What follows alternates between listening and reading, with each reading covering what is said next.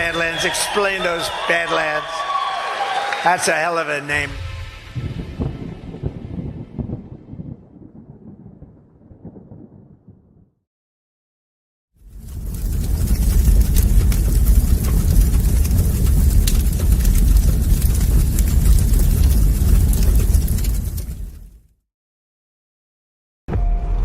We were sleeping.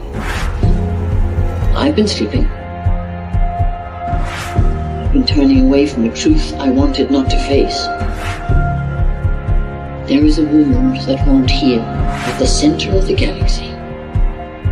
There is a darkness reaching like rust into everything around us. We let it grow, and now it's here. How many men have you killed, Elon? I don't know. 50? 100? Countless. Countless has a nice ring to it. And how many lives have you saved? 500,000. Population of King's Landing.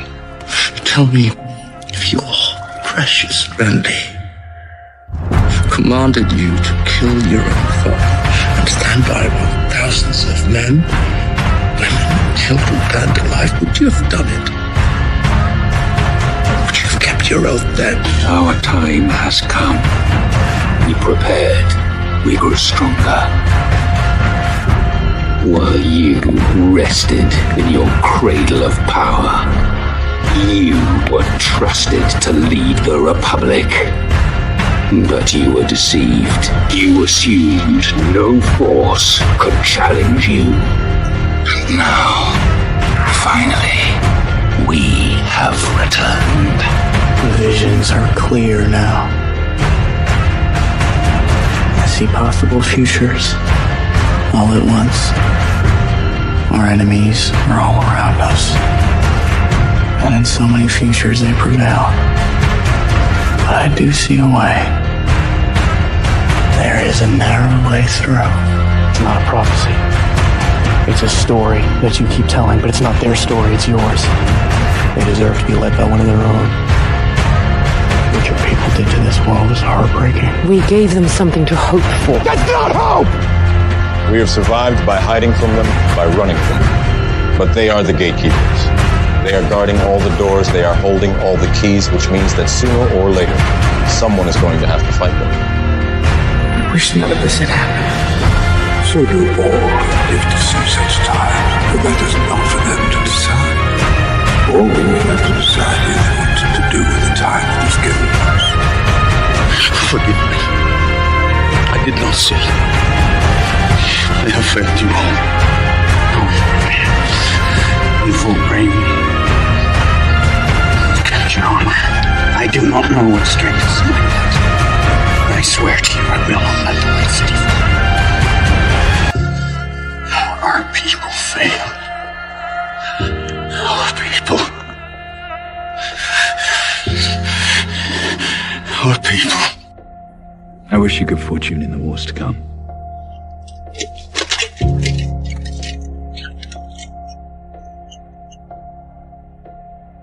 And now it begins.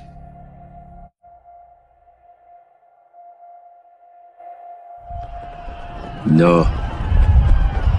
Now it ends.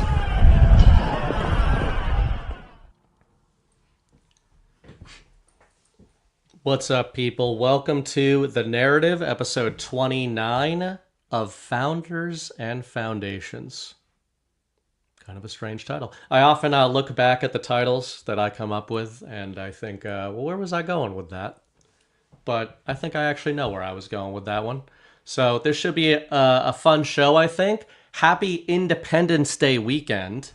We should be calling it that. I am working on reprogramming myself to stop saying 4th of July, the 4th. That's a little mini discussion we're going to have tonight.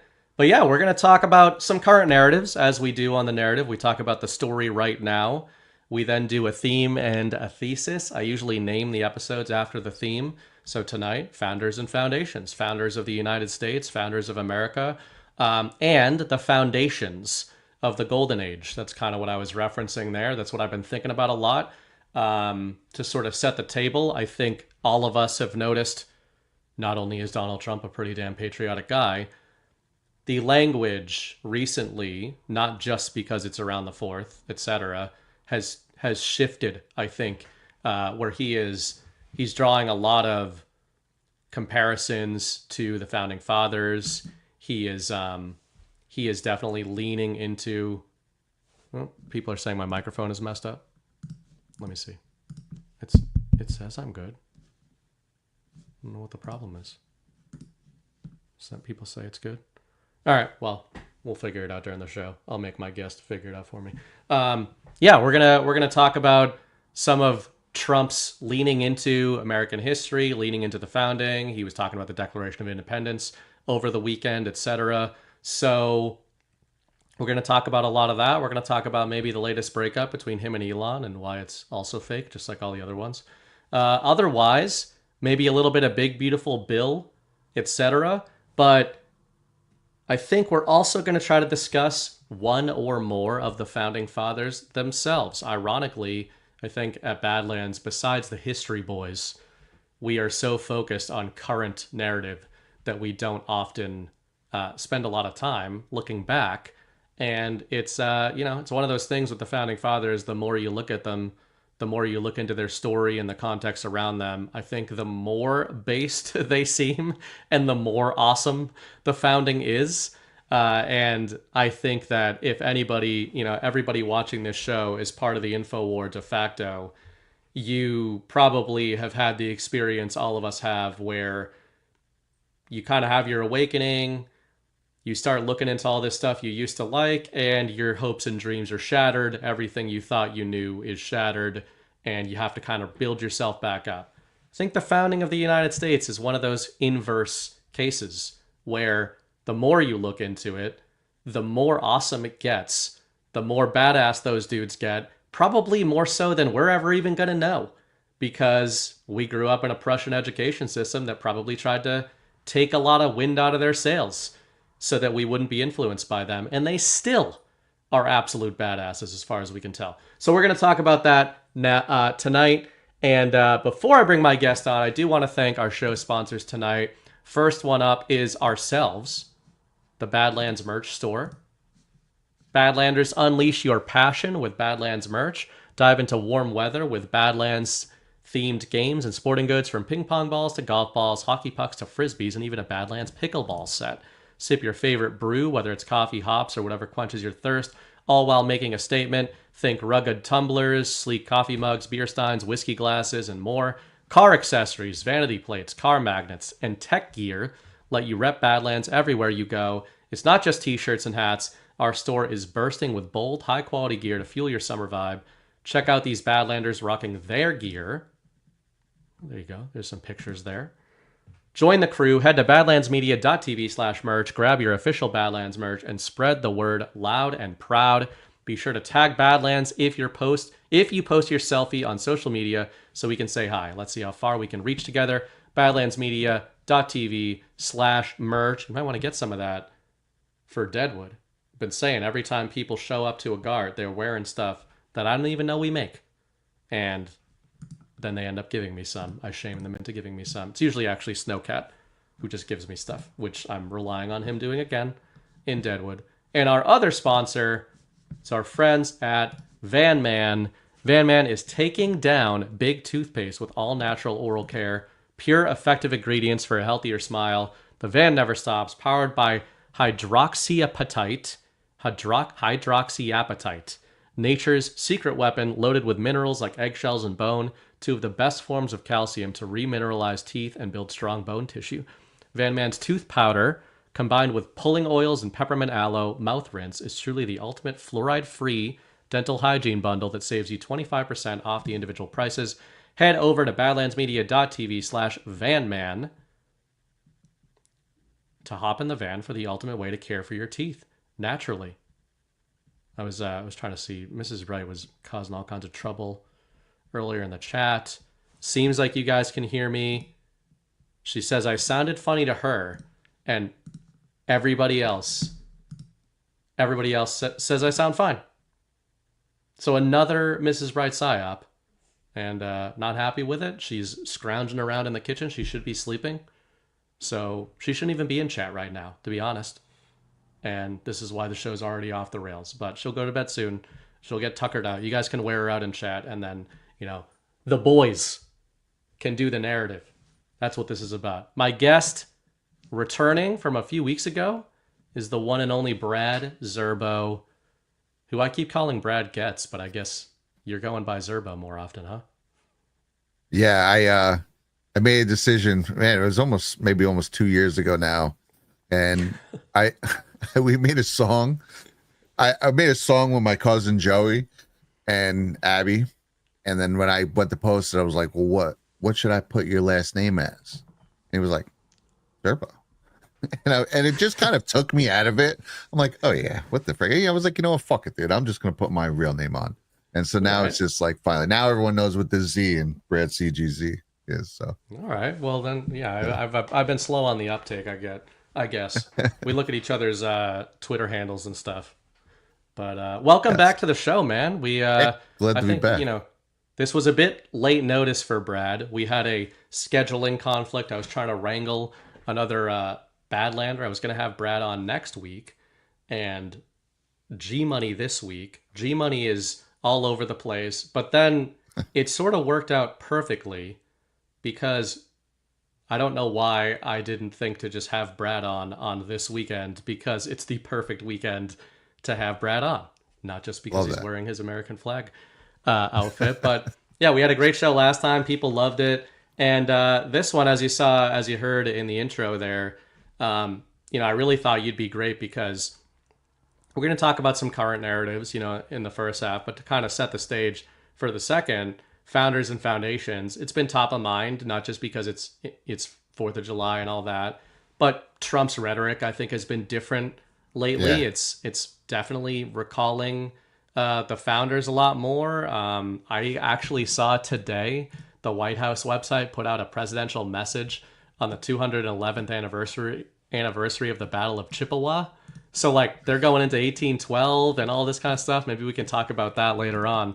But yeah, man, just generally, it is my favorite of your videos from back in the day. It might have been around Trump's rally in New Jersey.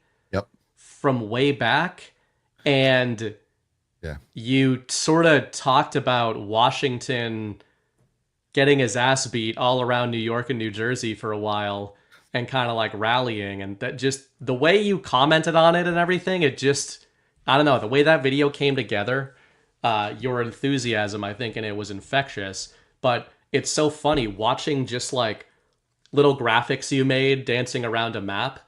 Yeah. Was this really intense, awesome experience that I think just shows how badass the stories from that time are when you really start thinking about them. Yeah, we're kind of lucky. There's a wealth of documentation about our founding fathers that kind of still exists, right? If you look at stuff like Caesar Augustus, when he would mention Romulus, the Romulus-Remus myth of creating Rome at that point was, 700 plus years old. It was oral tradition for hundreds of years, finally in writing, probably still hundreds of years before Augustus. And the Roman Empire went on for another friggin' 600 years after that. Those are kind of myths, legends. They can talk about that. Well, we talk about our founders. There is explicit documentation that has been now preserved because we're in the digital age, came within the vicinity of it, while a lot of them already were preserved. And you could really look back and read a lot of different things about our founding fathers and the battles in the Revolutionary War. And dude, it's just crazy because you grow up thinking of Washington like this statesman, right? And they were all they spoke very eloquently. When you read their writings, they were very gentlemanly, when you read the things that they wanted to do with this country. But then when you read the battles, they were animals. I mean, in the best possible way, but George Washington was the real life Rambo. And you just, the juxtapose of the two is great. It's really the ultimate vision of what a man is raised to be right? You can be an animal when you have to be, when it comes to protecting your nation or your family, but then in public, you would want to be a gentleman. And like, again, George Washington is the main figure, right, that we focus on. Yeah. And we spider out from there. He eschews all those things. I mean, there was things like in the Battle of Princeton, one of the battles I mentioned in that piece you're talking about, where they were pretty much, first of all, they were ambushed in the Battle of Princeton. They were marching to Princeton to go finish up what they started after the Battle of Trenton, and they got caught on the path. And then they had reinforcements came up, and then Washington got there, and they started shelling them, and then Washington finally just charges the battlefield. And I think that battle, he actually got shot, and it was stopped by something in his pocket. It might have even been a Bible. Was it a button or something? A button. Yeah. It's something. It's something. Yeah, I don't remember exactly I feel like what that's it was. one of those famous Washington stories. Yeah. Yeah, and I think that's one of the last times, if not the last time, he did that, probably for that reason. But like, this is the guy who led the country, who got on a horse and was like, F these guys, and then rode into gunfire. So it's wild. It's so triumphant, and it really, I don't know, it really energizes me to want to fight for this country again. And I like the way we're doing this is it's obviously not a bloodshed type battle, because the New World Order, whatever you want to call it, has kind of turned the actual physical warfare into something else. It's always presented as you're fighting for the country, and I'm sure they'd willingly give the country up if that didn't happen. So the people who have fought in the wars, they really were fighting for the country, but they've done it. They've used it for nefarious reasons, with, centered around false flags, and where when you really chip away at them, they're not the reasons that we were presented. So they've turned that into something different. And here we get to have a sort of intellectual battle against our counterparts, who are essentially Marxist at this point. And I'm here for it, man. I get very energized when I read about the founders. It's awesome, and it's so interesting. One of the notes actually I had for that second half is a little sub discussion we can have actually on comparing the battle space of 1776 to now. And just like you mentioned, you've got like the future president at that time charging into literal battles, and I do think it's something that we kind of lose in translation a bit. Something I've noticed as I've not only gotten older, but gotten very energized in this movement, and infamously, was a liberal. Now, definitely, I don't like to say I'm a conservative, because we're going to talk about that tonight too, the parties and all that. I don't want to get pigeonholed that way. I don't think it's healthy. But certainly in America, would you argue that conservatism and liberalism are more ideologies, the parties? I know they've kind of masked themselves on parties, but I'd say your thinking is conservative. Yeah, I agree with that, and I do think it comes down to a bit of semantics. I think it's more, I know it's a little hipstery, but it's not like, oh, I don't want to be one of them. I'm in between. I don't believe in being in between. I think that's stupid. I think it's like, there's a right side and there's a wrong side, and I think conservatism is the right side of these things. It's more so, I think the branding around conservatism. I got you. Yeah. For me, as a former liberal, the events of June and the narratives of June were a big reminder to me of one of the things I've said a lot, which is that I think some people, not everybody, but some people voted for Trump sort of by accident. Now, I think a lot of people voted for Trump by accident at the beginning, but then really got energized into the America First mindset. I think that's most of this audience. But then, there's other people who I think that there's some portion of MAGA. I think it's smaller every day, that if you dangled a new Bush like out there, not a new Bush, but pick your Republican, they're going to vote red no matter who. And it's kind of like they make fun of the vote blue no matter who. But I do think, I don't think it's not to be a doomer, but I don't think the MAGA base focuses on that enough, or because Trump has been so great and the age of Trumpism is so great. And if you're in this audience, you believe, whether you believe in the Q drops or devolution or whatever, you definitely believe there's more going on, and you believe that the Patriots have a large overarching plan, right? And that's good. That's all good. But I think the one potential pitfall there is to talk about and think about the future beyond Donald Trump. And, you know, it doesn't mean we don't absorb the wins now and focus on the next 4 years, but I get a little bit concerned when a lot of the MAGA audience's way of talking about the future of Trump seems really close to talking about the future of the Republican Party. And I'm just not sure that those are the same thing. And I'm not sure that they're not. It's just, I wonder, you know, one, right? is there something, you know, this is probably a discussion we're going to have that's even going to be more relevant 2027, 2028, right? But True. I think it's good to keep in mind now and to watch Trump's narrative deployments over the next few years as we slowly get into that election. And to start really keeping in mind, like, is the point of this to just make Republicans great again? Or was the point of this to start to separate the American people from identifying with political parties? You mentioned George Washington, and he very infamously stated that a two-party system would represent the death of the republic.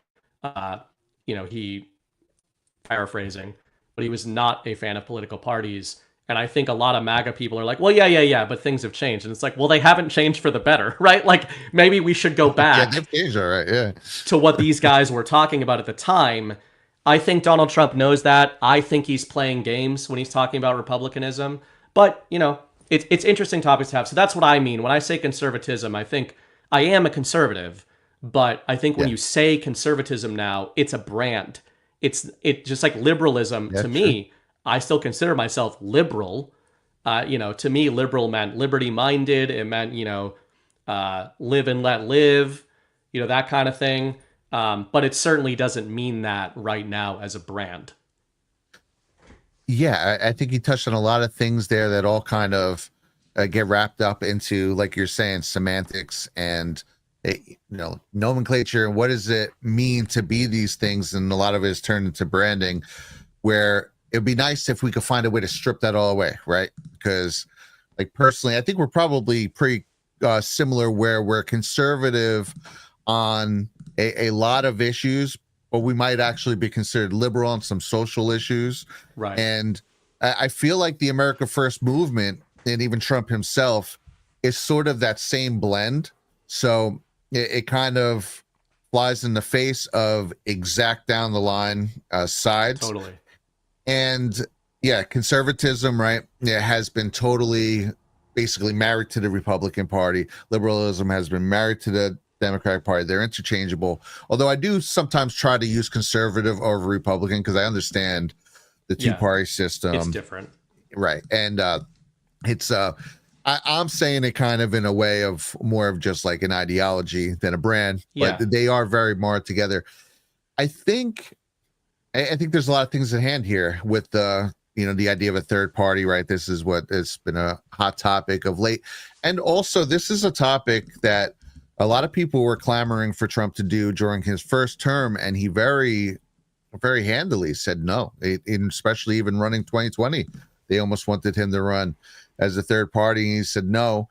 And I understand it. I think Trump obviously understands everything we're talking about, but I also think he's a realist. And I think he knows that right now you need the backing of one of these monoliths, or else you're just going to lose. And losing's not an option. So it would be interesting to see how he can mold things towards the end of his this term, because I think they have a mindset to have everything in place by the 2028 election, which is also why I'm not super concerned about what's the future, because I think things will be wildly different by 2027, 2028. This is something I used to talk about a lot during the first term on my old page, where there were a lot of over the top things that people would be like, why isn't they doing this now? They talked about him in the Q drops. It's clearly they have a mind to want to do X, Y, and Z. Yet Trump is kind of, playing it nice and being political and not going like full on, I'm a truther, right, take down the NWO. And a lot of things I was guessing at the time, but believe this is all second term. This is lame duck stuff. This is after you're already, you can't get elected again. You don't have to worry about that. You're not running in 2028. This is where you do all your damage. This is where Obama did most damage, where Bush did the most damage, Clinton. They all in their second terms would hit a lot of things, especially Obama did a lot of damage. So I think if what they laid out with their posts on 8chan and 4chan that they wanted to do, if they're able to pull that off, it's going to be okay. And I think part of that might wind up destroying the two-party system, or it might just, this is what I think Trump would like to do, is to completely rout out the rhinos and the infiltration of the Republican Party to where it isn't just a vote red, I'd rather be dead or whatever. We got to come up with one for that. Yeah. But you're right, because we do the same thing. We make fun of the vote blue no matter who, but we do the same thing. And it has bit us in the ass because they are infiltrated. There are tons of rhinos peppered all throughout the Republican Party. So it is a massive wing of the uniparty, getting a little better, but it's still hugely overrun. And so we screw ourselves when we do that. But then it's like the other side is like, well, if I vote for the Democrat, well, then he's dead. He's going to 100% vote Marxist communist, because that's basically what they've come. It's basically Patriots first communists at the moment. And so it's kind of like we're kind of put in a weird situation now where you almost have to do one, even though we know it's bad.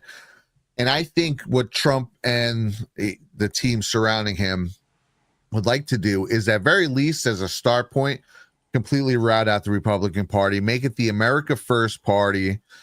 And that's why I think he's at least saying, optic-wise, that he's not for the third party that Elon's talking about. But that could also be a whole thing to eventually just destroy the whole party system in general. This could be a whole play, Yeah, let's do that as the first topic then, because we went there organically, and I wanted to talk about that in the first half anyway. We're talking about political parties. But by the way, I agree with essentially everything you just laid out there. I mean, I feel very optimistic about where we're going. Patriots are not naive; they know this, right? The word battle space is something I use all the time. It's something that we kind of in the InfoWar use, and when we're talking about it, we kind of all know what we're saying. We're saying kind of like it's not just a political battle space. It's a social battle space. It's a cultural battle space. It's an information battle space. It might be a kinetic battle space in some situations.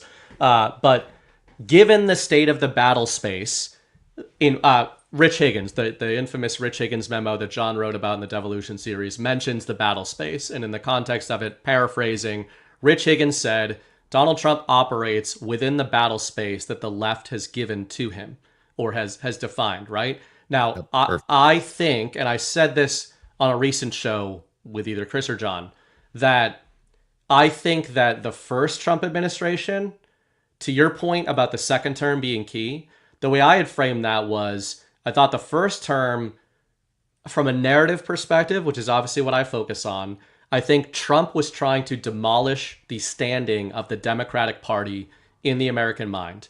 And I don't think he fully did that in the first term, but I think the first and second term, the Devo term, the Biden term, our boy Blue, did a fantastic job of codifying the premise that Trump laid out, which is why I've said, besides being a 3-act structure, you've been saying the same thing for years, Donald Trump's 3 terms, 3-act structure, but also that the 3 terms of Trump are a perfect representation of the Hegelian dialectic I always talk about, and people play their drinking games.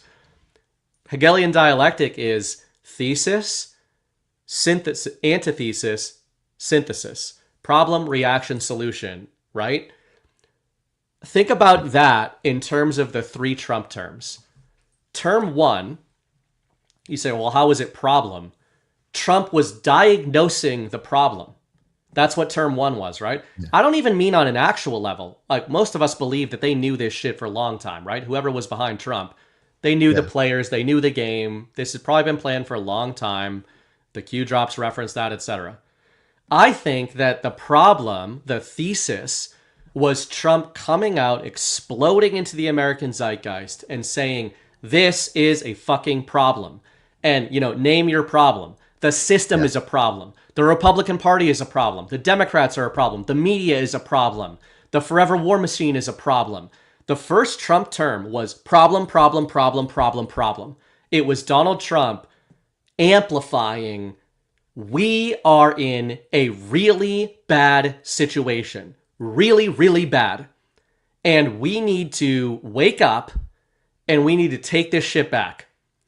And then the Biden term I look at as, if you have a problem, if you have a thesis, but then it's not contrasted with the antithesis, you can't lead people in a logical progression. That's how humans think. So people that were not geared to believe Donald Trump, either because they fell for the media bullshit or because they were just liberals who were like, I don't know, that's the Republican guy, right? Rich Republican, tell me what to do. Yeah. There's a lot of people like that. We knew in the Northeast. The second term was the antithesis. It defined Trump's problems that he laid out by making them all true, right? So Trump's whole first term, he's like, this is what's going to happen if the other side gets into power again. And so what happens? The other side gets into power again. And they start doing all the things Trump laid out as the problems. And, I think it paved the way for what we're in now. So it's another way of laying out, there's a reason that Trump is doing this now. I don't think it's just because he's only got this one term left. I think it's because he knows that 2025 American mind, even outside of the info war, is in a different place than 2017 American mind. Normies are, I was talking to Mrs. Bright today, about saying just in the span of a few months, in my opinion, it has now become just normal to talk about transgenderism as absolutely fucking insane and ridiculous. And we've all been talking about this for years, right? Right. Yeah. But now it's like a normal thing to talk about just in a few months. Yeah.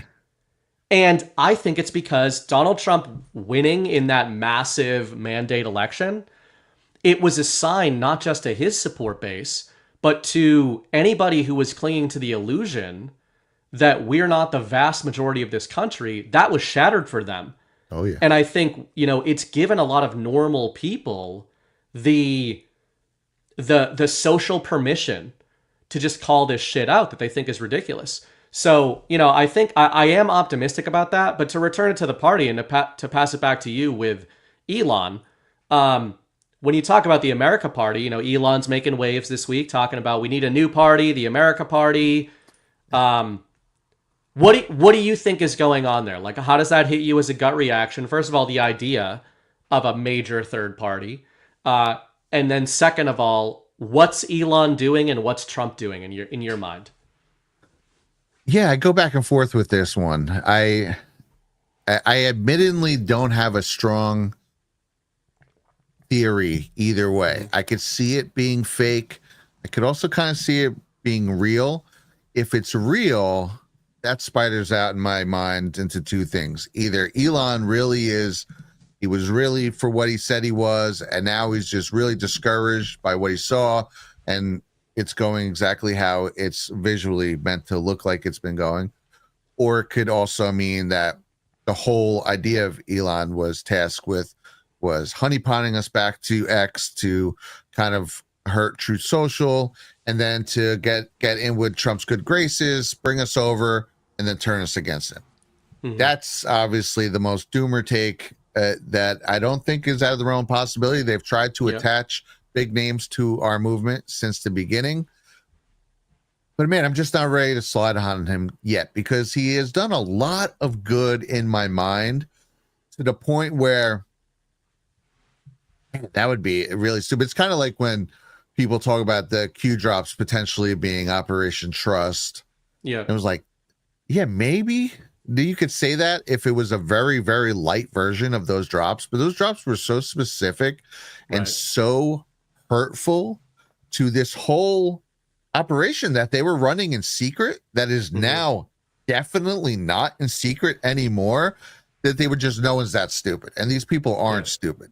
So that to me shatters that whole idea about the Q drops being that. And it also kind of with Elon bringing everyone back on Twitter or X was a massive blow to them.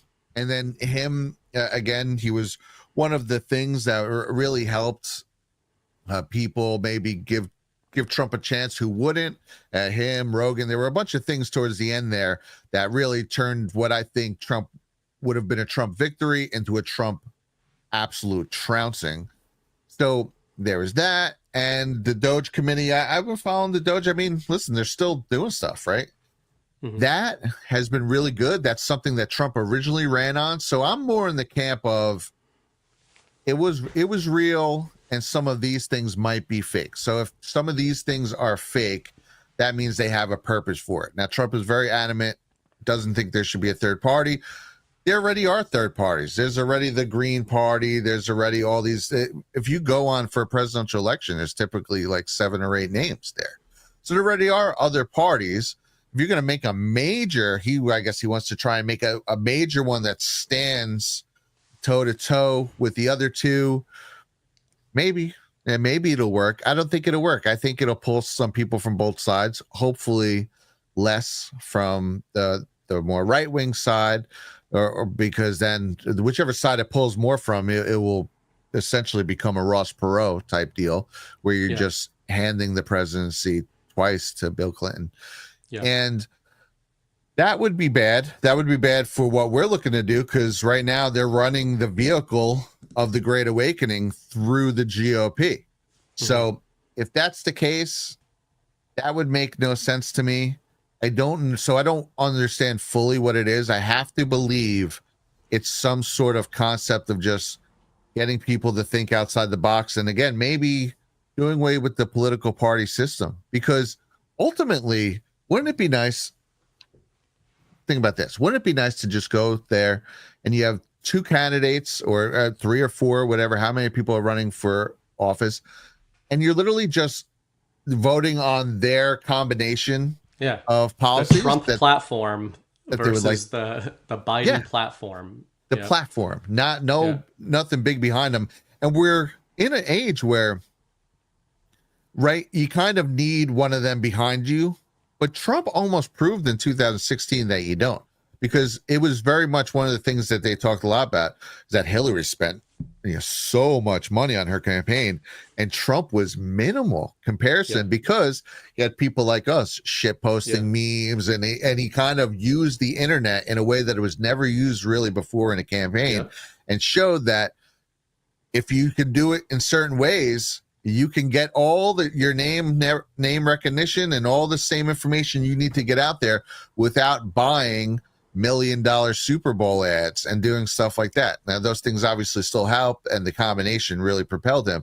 But things are changing rapidly. We are going into a new age, the golden age, as he calls it. And I would like to believe that this is sort of kind of like a psychological break that they're trying to do, just even by proposing the notion of a third monolith party. Yeah, I agree with that. I think the way you started to, it's good to, I've written, I think it was 2022, I wrote an article, Narrative Pincer, projecting the idea of Trump and Elon sort of attacking the establishment from opposite sides of the political zeitgeist. Like that. And didn't think it would go as far as it did. There we go. That's a nice little graphic. But that was apt, and I do default to that. I do tend to read most of what Trump and Elon do as pincers, and a lot of this is informed by my personal feelings on Vladimir Putin and Russia. Obviously, that's how I kind of started in this stuff, and I think maybe when I do talk about pincers,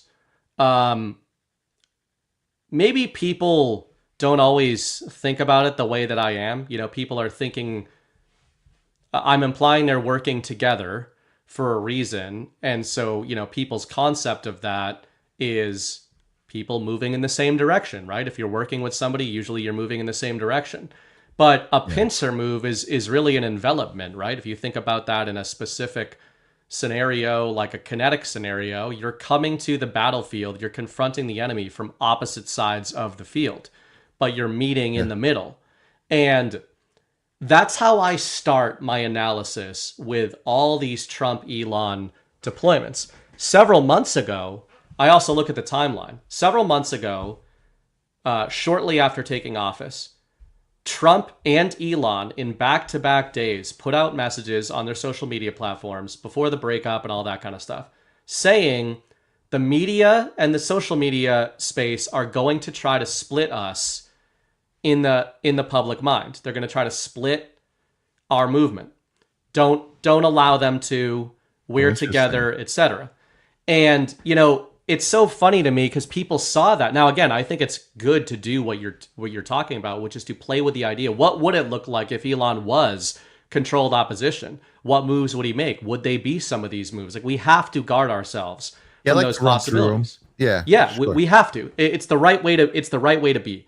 I'm just saying one of the reasons I don't end up there right now is they talked about this for months. They both were saying they're going to try to split us. And then when they start splitting, the thing I said in my writing recently is what they left out was that they were going to be the ones who split them in the public mind, Trump and Elon. But then the bigger point there, when I'm talking about pincers, is why? If I'm saying, oh, I think it's fake, I think it's kayfabe, what I don't see enough people talk about that mention kayfabe is why. Why is kayfabe used? It's to move people in a certain direction. And the way you ended off there, I think that's one scenario that we can play with. What would be the pincer here? Could it be that, let me just pull up the truth post that Trump made.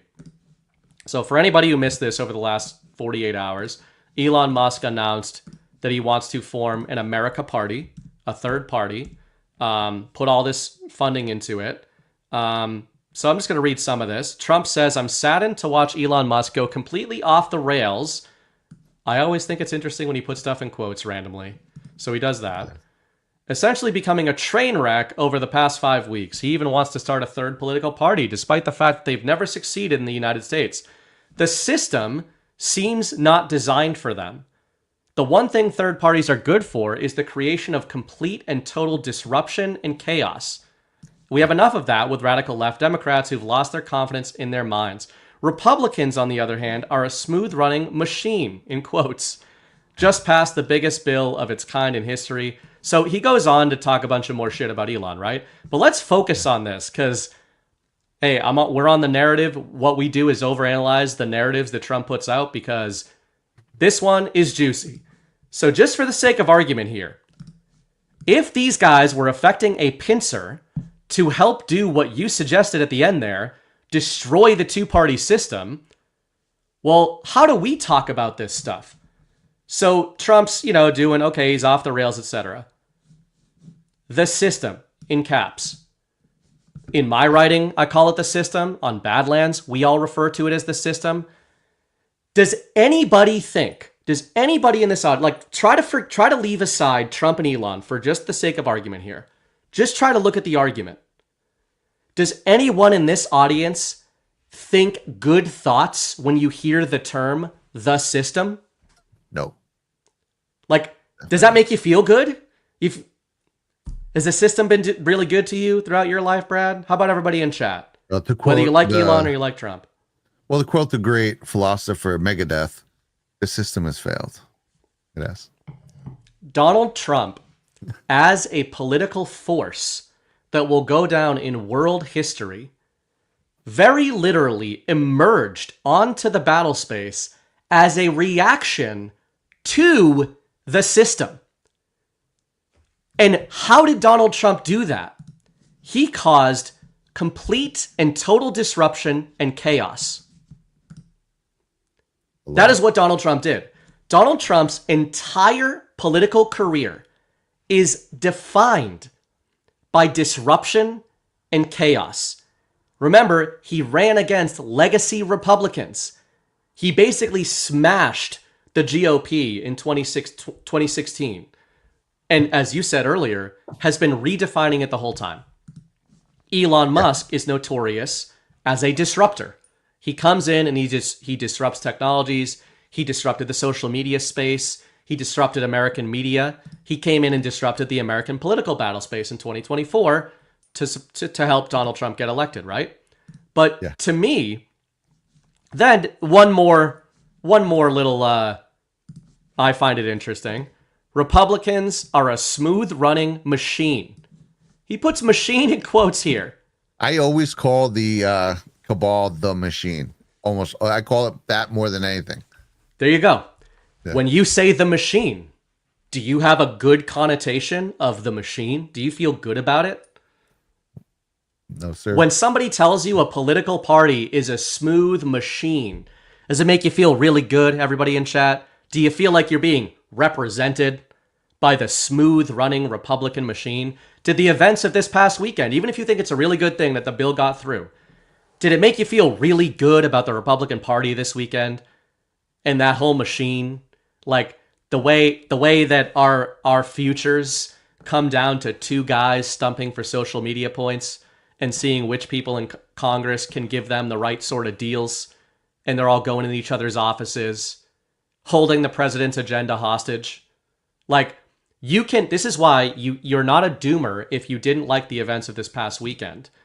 You can think it was a good thing that the big beautiful bill passed because it's part of the Trump agenda, while also thinking that maybe one of the things we learned over the course of the last couple of weeks is that that big machine of the GOP almost fucked Trump's agenda right at the beginning of his agenda, didn't they?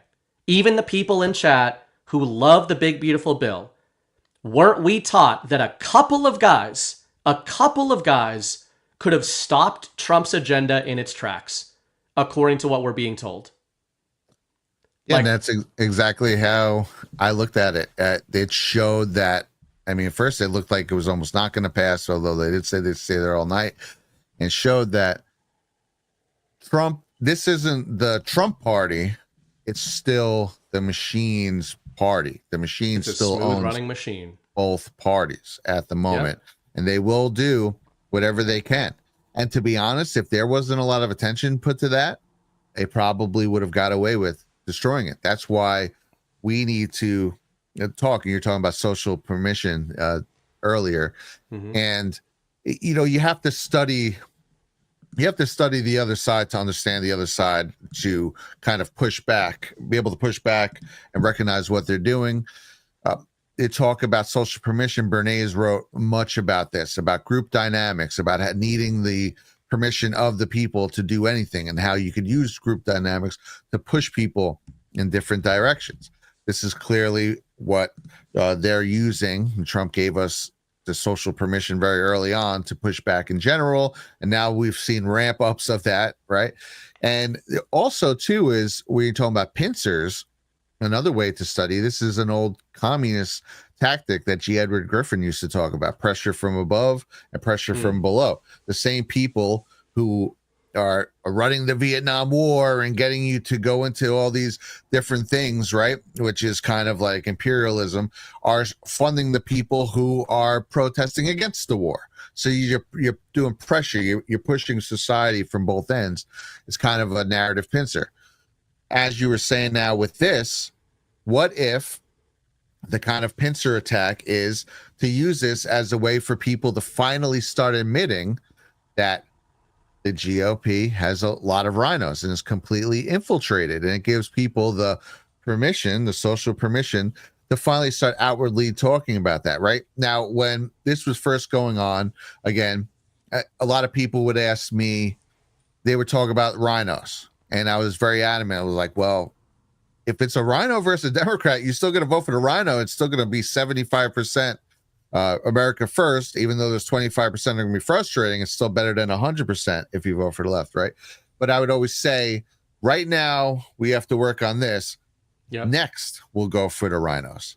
Yep. Well, this could be the introduction to the slaughter of the rhinos, figuratively speaking, but, to the absolute destruction of this infiltration of fake conservatives and fake Republicans. Like, they've made it so where a lot of us, we won't even say we're a Republican. Most of my friends, probably yourself, I don't call myself a Republican. I still kind of say it out of stubbornness because I believe in the Republic, and I believe, I really do believe in the things they pretend to be about actually are what I'm about. It's just so frustrating because they don't do it. They're always like, I'm going to go across the aisle this time. It's like, you asshole, no one voted for you to go along with left-wing policies. I mean, unless it was something that your constituents agreed on, but none of these representatives have any clue what the people from the area they represent think of. They don't hold town halls. They don't hold anything. There's nowhere online. I mean, you can barely reach them. I doubt they read any of their freaking mail. It's just a general feeling, even if those things exist, there's a general feeling that they're just another cog in whatever wheel that they're on, the left or the right wheel. Yeah. So it's kind of goes against what we'll talk about in the second half, what the founders really wanted. They wanted representative government, not kings. And now we just have a king in his court. We wanted people from the towns to go, hey man, I'm from this neighborhood and we don't think XYZ. We should probably do this. And then they talk about it for real. Now it's become something sort of different. So this could be a kind of pressure above, pressure below to kind of really begin to, now it's time to really rout out the rhinos. Man, that is exactly how I feel about this. And I could be wrong, right? Maybe Elon's like a Satanist. Maybe he was here to infiltrate MAGA and this was the play the whole time. It's possible. Like these things, it's certainly possible, but these things are all possible. But when you lay out that scenario, that's exactly what I'm looking at here. And I love that you went in the representative government direction because in the second half of the show, we'll talk more about the founders. But man, this is stuff, speaking of G Money, I know he goes, like he's got his delivery, right? And it's all Bitcoin all the time. But what is the key core first principle of a Bitcoin maximalist like G Money? What is he talking about? Direct representation. He's talking about, I want a ledger that records my power directly into the ledger. And if I want to vote in the ledger, I have direct power over it. A bank cannot turn my money off. A government can't turn my money off. And that's obviously just one aspect of things, right? The financial aspect of things, even though it's a big one. But what maximalists are into is direct representation. And to your point, now I know people get tired of the fake elections, etc. So I'm not even talking about fake elections. Let's say all the elections are very real and your vote matters and your vote counts, right? To your point about representation, it has still been rendered into a binary system where you are voting, even if they're real votes, for a red team or a blue team that does not represent you. And when I say that, I'm not even talking about evil deep state rhinos. I'm talking about what you mentioned there at the end. They can't represent you because they have no connection to you in any way. They live in Washington. They have no connection to us at all. The entire point of the Republic was a representative government, meaning there is a direct and ongoing feedback loop between the American people and their servants in the government. Remember that word? Remember how they're supposed to be servants of the American people? They work for us. And, I think Donald Trump is trying to remind everybody of that. Something Chris Paul often talks about is the feedback loop narratively between Donald Trump and the American people. And now, again, when we look at that truth post where Trump is calling out Elon Musk, to me, as an aside, I usually look at Trump, the more bombastic Trump's callouts, the more I think that they're silly. So when he's like, he's going off the rails, he's crazy, this guy's a total lunatic. I'm always like, just relax. But again, that's a pretty, people on the show know that I don't go that deep into all of Trump's narrative deployments. I think some of them are they're just what they say. But when he's saying, This is when I often say, Trump is often telling you the truth in a literal way while obscuring it in all this theatrics. So if you look at the meat of what he's saying there, he doesn't have to be lying. When people are like, oh, do you think Trump is lying to us with all this kayfabe with Elon? No, I don't think he's lying to you. I think he's telling you Elon Musk is a threat to the system. Elon Musk is a disruptor who causes chaos. And Elon Musk is threatening to disrupt the smooth running machine of the Republican Party. He's just not finishing the thought, which is that that's exactly what Donald Trump came onto the scene to do in the first place. So I totally agree with you, Brad, when you say Trump is using the GOP, is using the republicanism, conservatism. I've long admitted, as a former liberal, that even in the binary system, the Republican Party and conservatism was much better geared around those America First values in the first place. So they weren't equal. I'm not saying it's like they're both the same thing, but the uniparty is a real thing. And I think that what we have the opportunity here for now, I'm not saying that the way we destroy the two-party system is by making a third party. Like, I don't think that's the end game, honestly. When I look at this deployment, me either. Elon Musk, probably through government funding, has the power to make this a big, like, whether or not they have any chance of winning an election, leave that to the side for the second. I don't think they do. But I'll tell you what Elon Musk has the power to do, both as a character and as a financial force. He can make the America Party a massive storyline for the next 4 years that is in every political conversation going for the next 4 years. And to your point about rhinos and the GOP, that is going to completely shift the battle space and force the GOP and Republicans to have real arguments on merit. Can you imagine a debate stage in 2028 or 2026 where instead of just having the rhino, like, establishment Republicans that may or may not end up capitulating to Donald Trump, rather than them being on stage with a bunch of communist psychos in the Democrat Party, they're on stage with a bunch of America First, America Party candidates. And again, some of them might be bullshit too. But those debates are not likely to look anything like Trump versus Kamala Harris. Like, you put a Robert F. Kennedy Jr., just for the sake of argument, I know he's in the cabinet, but that kind of guy in the America Party, and you put him on stage with J.D. Vance and then whoever the Democrat is, you're way more likely to get an actual merit-based argument playing out in front of the American people rather than, well, you're racist, well, you're a communist, well, you're white, well, you're this. Like, that, I think that this has the real power to disrupt, just like Republicans feel like they, to Trump's point there, the Republican Party is a smooth running machine right now. And I don't think Trump wants them to just glide into 2028 thinking daddy's leaving soon, so the inmates are going to run the asylum again, which is something we have to consider. Is Elon's deployment of the America Party part of what Trump was talking about and what Patriots are talking about, of saying, yeah, we've got a plan for the future. Maybe the plan isn't to vote for Republicans for the rest of our lives. Like, it could be, but there might be more to it here. Well, to like what you're saying, when you're the picture of, say, a debate stage where most of the candidates now are America First candidates, and that's how you have to compete with the newly formed MAGA version of the Republicans and the America Party.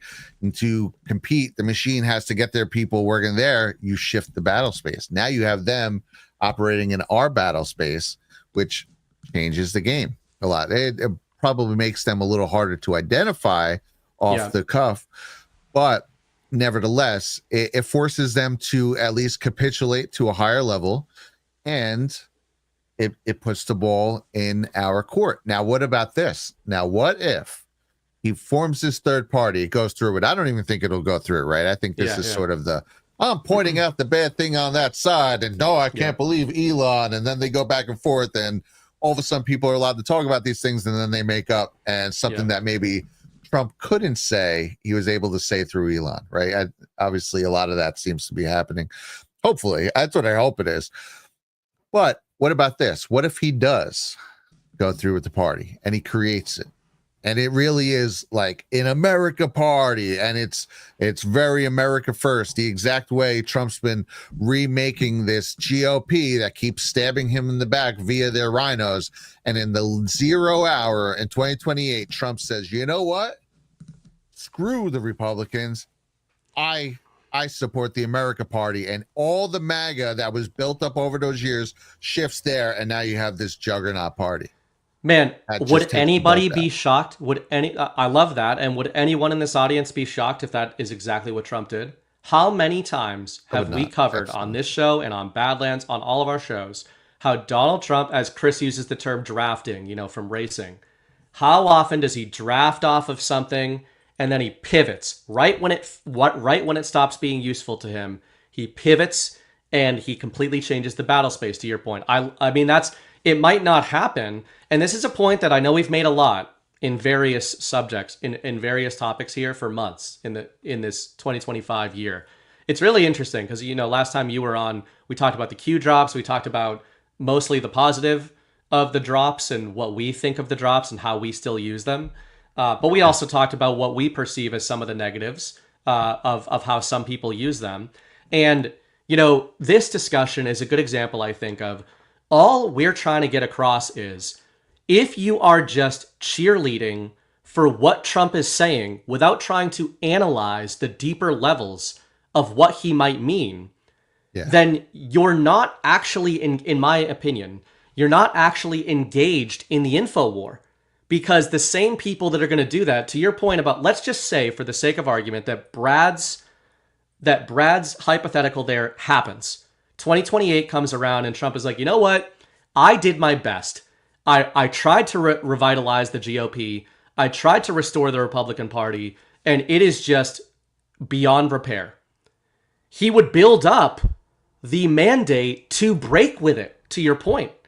Now, if he does that, then all the people who right now, and again, I'm not talking about our audience, I'm talking about normie MAGA, all the people who right now are like, Elon bad, this is a bad idea, the America Party's a bad idea, they will flip on a dime and say it was always part of the plan, trust Trump, but they are demonizing people like us the whole way through who are having these hypothetical conversations, right? Of saying like, maybe this is part of the plan, maybe this is Elon and Trump are working together and they might be trying to guide us. And I don't think it has to just be a guessing game. I think that what we try to do here is we try to look at the arguments on their merits and say, okay, if we're comfortable looking at Donald Trump as a character, and I don't mean that as an insult, I mean like he has a character. We all know he has a character that he plays. It was a great interview recently with Robert F. Kennedy Jr. I think it was on Tucker, where he had a great little section in there where he was being asked about, what surprised him about Trump. And he talked about how he wanted all of his cabinet members to be good on TV. And he then used the word character. Kennedy said, yeah, Trump's a character. And in the TV discussion, and it's like, we've been talking about that on Badlands for 4 years, right? He's a character. Chris Paul infamously called the cabinet the TV characters. And it's like everyone got mad at him for years. And now the cabinet members are telling you that Trump held TV auditions for his cabinet. It doesn't mean that they're not smart, though. Yeah, well, and it doesn't mean that they're not a real cabinet, right? Both things can be true. They were also chosen because of their characters, because they project a certain character. So it's all just to say, if you're looking at Trump's statement there on Elon, maybe Elon's a bad guy. Maybe Trump doesn't like him. Maybe he thinks the America Party is a really bad idea. But I'm just saying, if you're being intellectually honest, the major things Trump says in that statement against the America Party are all of the things he ran on. All the things he made his name on are disruption, chaos, going against the smooth running machine of the Republican Party and disrupting the U.S. political system. All of those things Elon is doing is exactly what Trump made his entire character on. So when you see a contradiction there, in 6 months, or maybe it's going to be in 3 years, when he inevitably, to Brad's point, ends up going, yeah, me and Elon had our differences, but I really think he's done a good job here. And I fully support him and his candidate or something like that. Nobody is going to be surprised at all in this audience.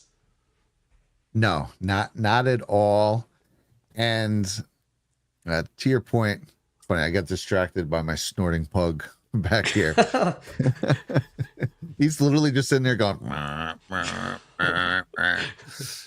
You see a svelte wolf in my presence, and then we look at pugs like that. I'm like, how are these? There was an old time, right? This is maybe like early 2020. I see a comment on their video one time and goes, "Did you fart at blah blah blah?" I'm like, obviously not. You know, they're pre-made videos. Like if I farted while I was recording this, I'd probably re-record that line, right?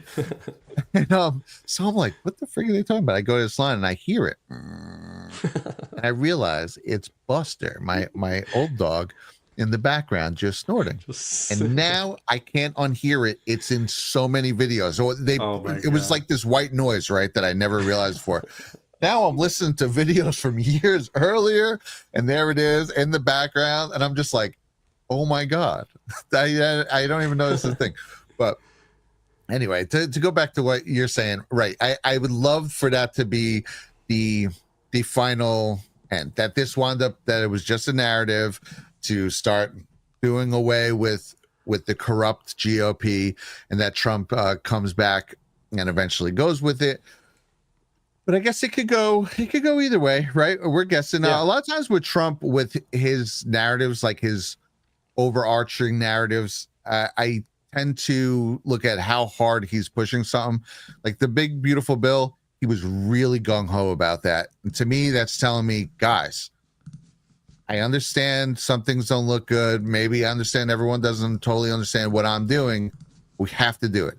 So that I took a signal to be like, yes, please help them pass this. And there was a ton of things. It funds his whole everything he wanted pretty much gets massively funded with that. So understood that part. And I believe a lot of the people wound up changing their vote when asked about it just today or yesterday. They've said that, well, Trump talked to us and he made us realize that he'll take care of the quote parts we didn't like and that it'll be okay. And I really believe that. Then there are things like, say, the vaccine, where Trump was saying, hey, I think you should take the vaccine. That vaccine's good. But I also believe in freedom of choice if you don't want to take the vaccine. You know, so it's like, if Trump's giving you an out, take it.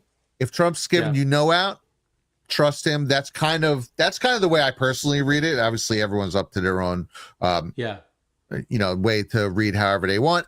And I would imagine not everything follows that, right? That's like a good general, probably 95% for me. But nevertheless, as far as you go to what you're saying about the TV generals, right? Well, he says TV generals, but as far as he wants them to be good on camera, it's like kind of like when you're casting a movie, right? You want both. You want the character who obviously looks like the character either in your mind, the book, or whatever you're trying to match. But you also want a good actor, right?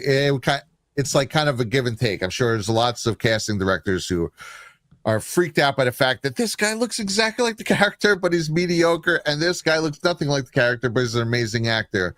And that's probably where I'd go with overall. But Trump wants both, right? He wants people who can do the job. It's also going to, they're also surrounded by teams as well, right? It's not just that person, but he wants them to be able to, like Pete Hegseth was a member of the media. He knows exactly how to stand up in front of a freaking mic, give it to them, articulate what he wants to say in a perfect way. He knows what their tricks are that they're coming at him with, so he can subdue that right out the box. That's also probably one of the things he really liked when he was propping up Carrie Lake. Again, this is another form of media. Oh yeah, for sure. They're good speakers. They're literal professional orators. And it's something you can't throw them off either. They're literally used to that. Speaking of the battle space, they're combatants in the modern media battle space. They've come up in it. So to your point, I mean, this is why actually that's a great point, because, whether it's Chris or anybody else, we talk about the TV characters, there's a little bit of tongue in cheek there of saying, hey, don't automatically anoint somebody that Trump picks as the second coming, because we have seen Trump use people for a brief period of time and then discard them, right? We have seen that before. But on the other hand, calling them TV characters, to me, is not always a disparaging remark. It makes total sense that we are operating in it's not even, you can think about the devolution of it all and say, okay, is there a real cabinet and then there's a shadow cabinet? Is there this? Is there that? To me, there's no real need to have like a fake cabinet or a shadow cabinet, because the cabinet doesn't have actual power projection anyway.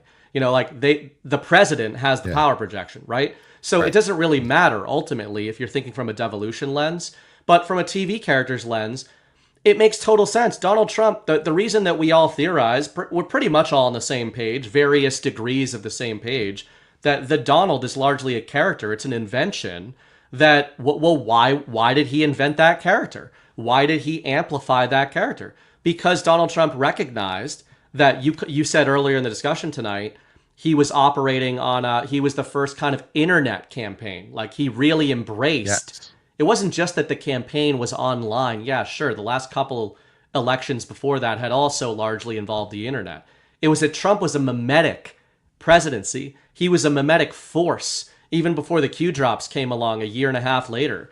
As the infamous saying went in Anana World on the Chans, before Q even got there, we memed Trump into the White House. Like, that was never meant to be a disparaging remark. That was meant to be that Donald Trump understood the battle space he was in. So when you fast forward to the current battle space and these TV characters, and as you said, Pete Hegseth, RFK, Elon Musk, etc., there's a reason. These guys are like berserkers in the new media battle space. Like, Hegseth gets up there and just slaps down all the slings and arrows that come at him, and you need that. It's not just about owning the libs. It's about sort of presenting a unified front. Trump can't have this genius in his cabinet that can't handle any back and forth with a hostile pack of hyenas in the press room that he knows are not there to ask legitimate questions. They are there to undermine the presidency. So he needs narrative soldiers to be in the cabinet to be able to combat that stuff, to your point, while still communicating clearly the president's agenda. And that's the key. They need to be communicating the president's agenda.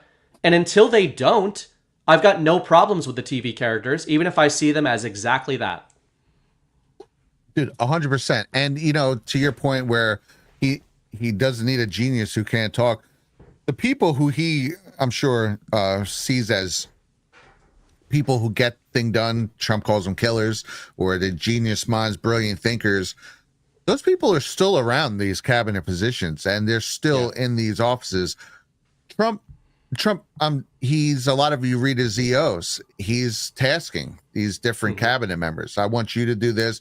I want you to go to talk to these people about this and do these different things, right? He's giving them tasks, and they're not singular people. The people who we see, right, are the TV characters ones. They're also pretty competent. A lot of them are competent, and they have the perfect mix. But then those people have teams.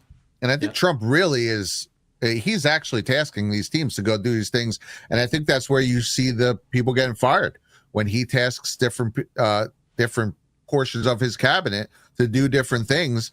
And then all of a sudden 6 months comes around and he goes, wait a second, you still haven't talked to the states about implementing this, and that, about voting rights? You're out of here. And then he probably talk to their team and say, why isn't this happening? Well, they were this, and that, and he'll get to the bottom of it. And then he'll get the next guy and said, this is happening right now. So they're not infallible. And Trump has his agenda, is his and his team's 100%, but you have to rely on people. And Trump knows this just from being in the development world. You have to be able to delegate. There's too many moving parts to that industry to just do everything yourself. So, and this is something I think he says in his books as well, that a good leader has to be able to know how to delegate work, and by to become good in that, you have to put the right people in the right places. Right. So there's that whole element, but then also too, now to speak to the character of Trump element, right? Because he is definitely curated. Yeah, it's an amplified, dialed up version of the real guy. Well, it's funny because it's both for different. I think certain elements are dialed up, and I'm going to propose. I'll see if you agree with me. Certain elements are dialed down. Because when Trump's ranting about Shylocks and telling them they don't know what the fuck they're doing, to me, that's the real Trump. That's New York. Donald that's Trump. New York Trump. Yeah. Yes. Like I hear shit like that, I'm like, my man. That's that's straight out of the world. Oh yeah. Because I mean, infamously, now you guys know I've said it a million times. I come from the construction world. My first job. February 2002 was Trump Building F. Like that is my world, and I'm going to tell you something.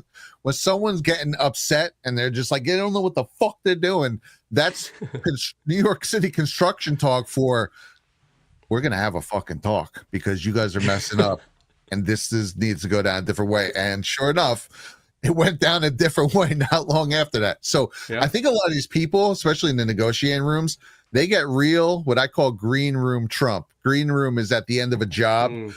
All the different heads of the different, the builder or the head of the plumbers or the main developer like Trump, they all sit around the table and they say, you owe me $20,000 for this. You poured this curb off. You owe me $10,000 for this. Fuck you. I don't owe you shit. Okay, well, then they boil it down to $2,000 worth of labor costs. It's the green room, right? The elevator mechanics. The elevator mechanics just drag their bags of gold off the job site into their mansions. See, you actually know, dude. My family helped start the Boston Elevators Union. So okay, yeah, they make off like bandits. There were full apartment complexes where if you're lucky, it's the only way you could get in, and you're paying half the rent of the building next to you. They used to get freaking furloughs for like a month. Oh yeah. We got zero. There were years. There was one time a run where I ran 5 years without a single week off. Maybe like I got sick 2 days and had to pull out, and believe you me, I got lectured on those 2 days. Yeah. But you see, shit, they get furlough means furlough for people that don't know is they pay you to take off. You have so many furlough days a year where you say, all right, I'm taking furlough week, and you get a full week's pay, but it's your vacation. And they would get I think the Leckies at one point had a month of furlough in New York. Anyway, them and the plumbers, man, they freaking. My grandfather was like one of three who started the Boston Elevators Union. My dad wasn't in it. He never went that way. He was a proud son-in-law, so he just stayed he was a plasterer. My dad didn't even like unions, even though he was in them. But in the construction world, they are good, but I understand why. Just in general, a lot of them. They just wind up breeding like lazy work. In the construction world, there's no being lazy. So it's like you call up your delegate and you're like, hey, man, they fired me. And they're like, we know. We got the call. You lazy fuck. You're going to the bottom of the list. Representing the union. And you're like, oh, shit. So it's like in the construction world, they're great because they make sure you get paid and you don't get screwed over by some Shylock. Right. Hello, can we use this word again? Can I finally bring Shylock back into my vernacular? It's you're so right though, and we talked about this. I think like the first time you were on the show. I wasn't a construction guy, but the East Coast, like I don't even realize I'm not known in my family or friends as like a big swearer, but I am. If I get animated, I mean, you've seen me, especially in person. I think I'm pretty good on the shows. But in person stuff, like a couple beers and it's just like fuck. Like it's hard to shut off, dude. It's because it's like a season. The F word in the Northeast, it's like a connecting word. It connects all the other words. Like it leads you in, it leads you out, it connects everything. And you can say it in so many different ways. Like and to your point, when Trump said they don't know what the fuck they're doing. That was the perfect time to drop the East Coast. Yeah. And then he put it away, right? Because I'll be the first to admit, So, Mrs. Bright says I swear all the time. See, I don't even hear it. Do I really? Yes. I'll have to figure that out with the baby. He's gonna start mimicking me once he can talk. Yeah, I guess I say it all the time, but it's like Trump deploys it. I agree with you completely, because you do have to like pull it back and shut it off, because people just don't get that, who don't grow up with that sort of thing, where you can just be calling your friends like fucking faggots all the time, and it's like, hey man, what's up, look at this fucking guy, and that's the way it is, right? But then if you deliver it in a certain way, you're like, no, I'm actually mad, I'm using the F word to tell you how you're fucking up. And that's what Trump is doing there. And I think it was such a great way for him to show like that went so viral, even in the sort of Zoomer sphere, Gen Alpha, etc. And I was like, man, that is going to be one of those moments that generation behind us remembers about the Trump presidency, is when that Alpha Chad just got onto the White House lawn in the midst of, keep in mind too, when he drops that F-bomb, he's dropping it in the context of what we're told is the most very serious, long time, religious, ethnic, geopolitical powder keg of the last 80 years, right? That's what Trump says. They're children and they don't know what the fuck they're doing. And the context in which he did that was, and everybody kind of just shut up. Like everybody in the media space, it's like, ooh, dad's getting annoyed at the dinner table. And again, I think that, to your point, that was a perfect situation where he brought the East Coast out. He actually pulled the Donald back and he lets it out. But if he was doing that all the time, it wouldn't be effective. It's like, if you and me were up there, maybe it wouldn't be effective because we'd just be calling everybody fucking mooks, bunch of gabagools, everything. But yeah, he knows exactly what he's doing there. Yeah, after he did that, right? He just did that and walked away, and the media was just like, "I'm sorry." Like I don't even know why I'm sorry, but They felt like it was effective. Yeah, you can't say it all the time, right? It'll diminish it. Two moments in my life where I've tried forcefully to bring it down was after the Hurricane Sandy, I guess Superstorm Sandy destroyed my place. I went to live with my parents for a while, and I remember it, now picture I'm like 33 at this time, right? And I'm there, we're having dinner. So I'm sitting down for dinner with my parents for the first time since I like moved out, right? This is like this kind of like weird dichotomy. And so we're talking, and I just dropped like an F-bomb.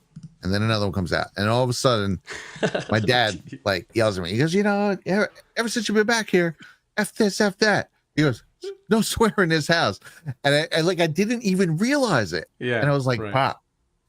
Well, one, I'm running a construction site right now. Okay. Like there was every other word in every sentence from every human being I can communicate with is F. So, yeah. But I did try. Yeah. But eventually, they laughed when I told them that. And that whole experience was great. I kind of got to know my parents more as adults than as a kid. Yeah. So it actually wound up being a positive. But I always laugh about that. It was like the first week or so I was there. My dad finally was like, dude. And like, I know, I'm sorry. But then also when I first started doing videos on YouTube, and I remember there would be a few people early on who'd be like, language in my comments. Yeah. And I'd be like, and I would just be like, fuck you. I would like respond to them like, it's a whatever. principle thing.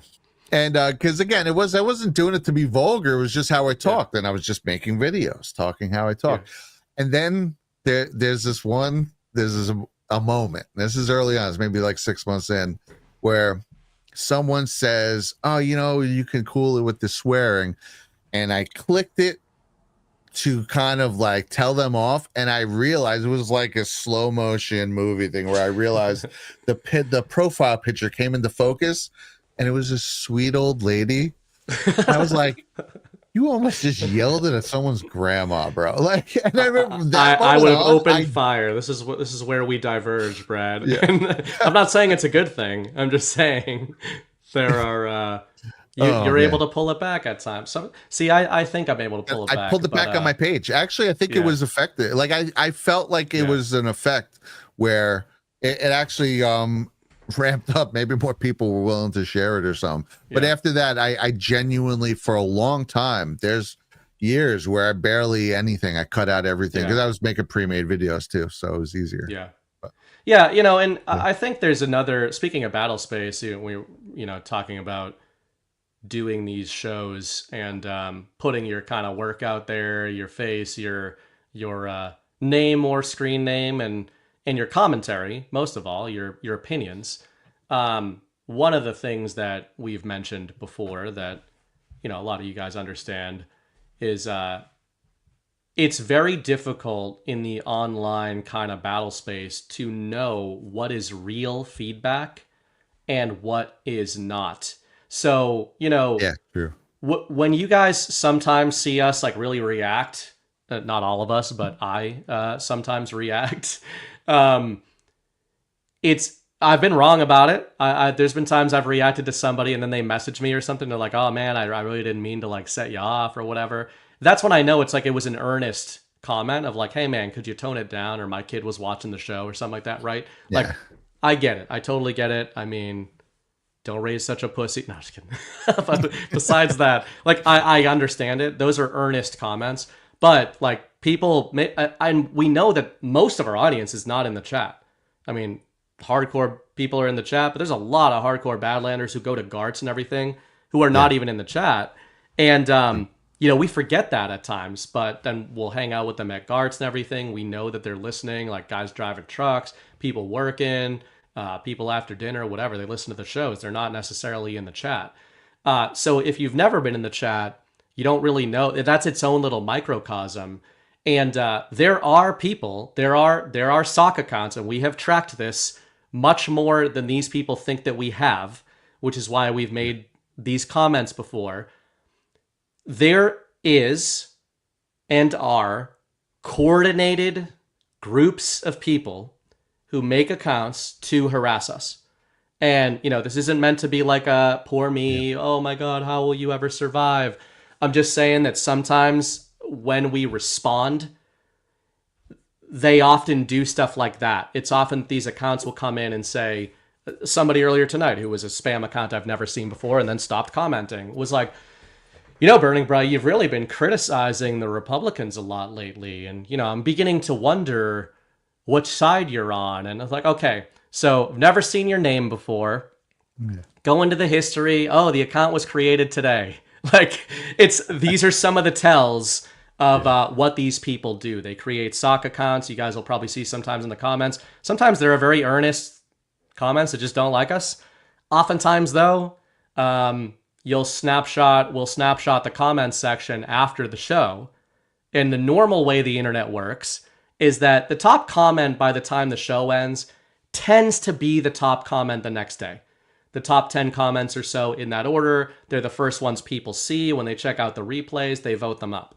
What happens to Badlands shows is that the top comment is often a comment that is left in the wee hours of the next morning by a random account, and then a bunch of sock accounts upvote it to the top of the comment section. And it's usually something about how John's stupid, which I agree with those, which is why we leave those.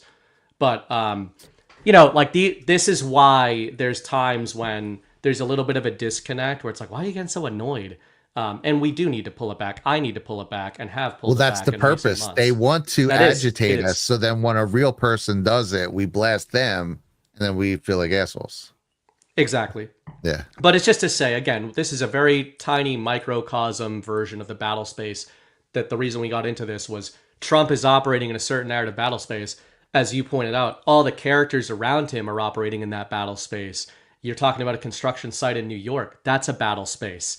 And how you talk, how you interact. This is a battle space on these shows. In the chat, you're in a little battle space within the battle space. And it's about, to your point, on the intent there, it's important to recognize the intent of why somebody is deploying narratives. And, Trump is the best I've seen in terms of the timing with which he deploys his narratives and how he knows how he knows, to your point, when to push up and when to pull back. And, he can come off, I've noticed, especially in recent months, he can really turn on the statesman Trump a lot more often lately. And he's really good at that too. So he just knows exactly when to deploy each version of the prism. Yeah, I'm jealous of the elegance that he is able to weave in and out of them, because he seems to deploy the correct one all the time. And that's not easy. I said before, I joked like, yeah, when I'm on the job site, every other word is F to everyone I talk to. Well, technically that wasn't true, because it was kind of, I was the liaison between the, I guess, like architect and structural engineer and that sort of world, and even the builder's office and the field. Like when I'm in the field, everything's F, F, F, F, F, F. And then when I was in the office and doing blueprints, I'm like, well, actually, the structural integrity of blah, blah, blah doesn't seem to line up with this. And, that have to have normal conversation with office people. And you do kind of, it is good to learn how to compartmentalize and turn it off at times and have kind of different,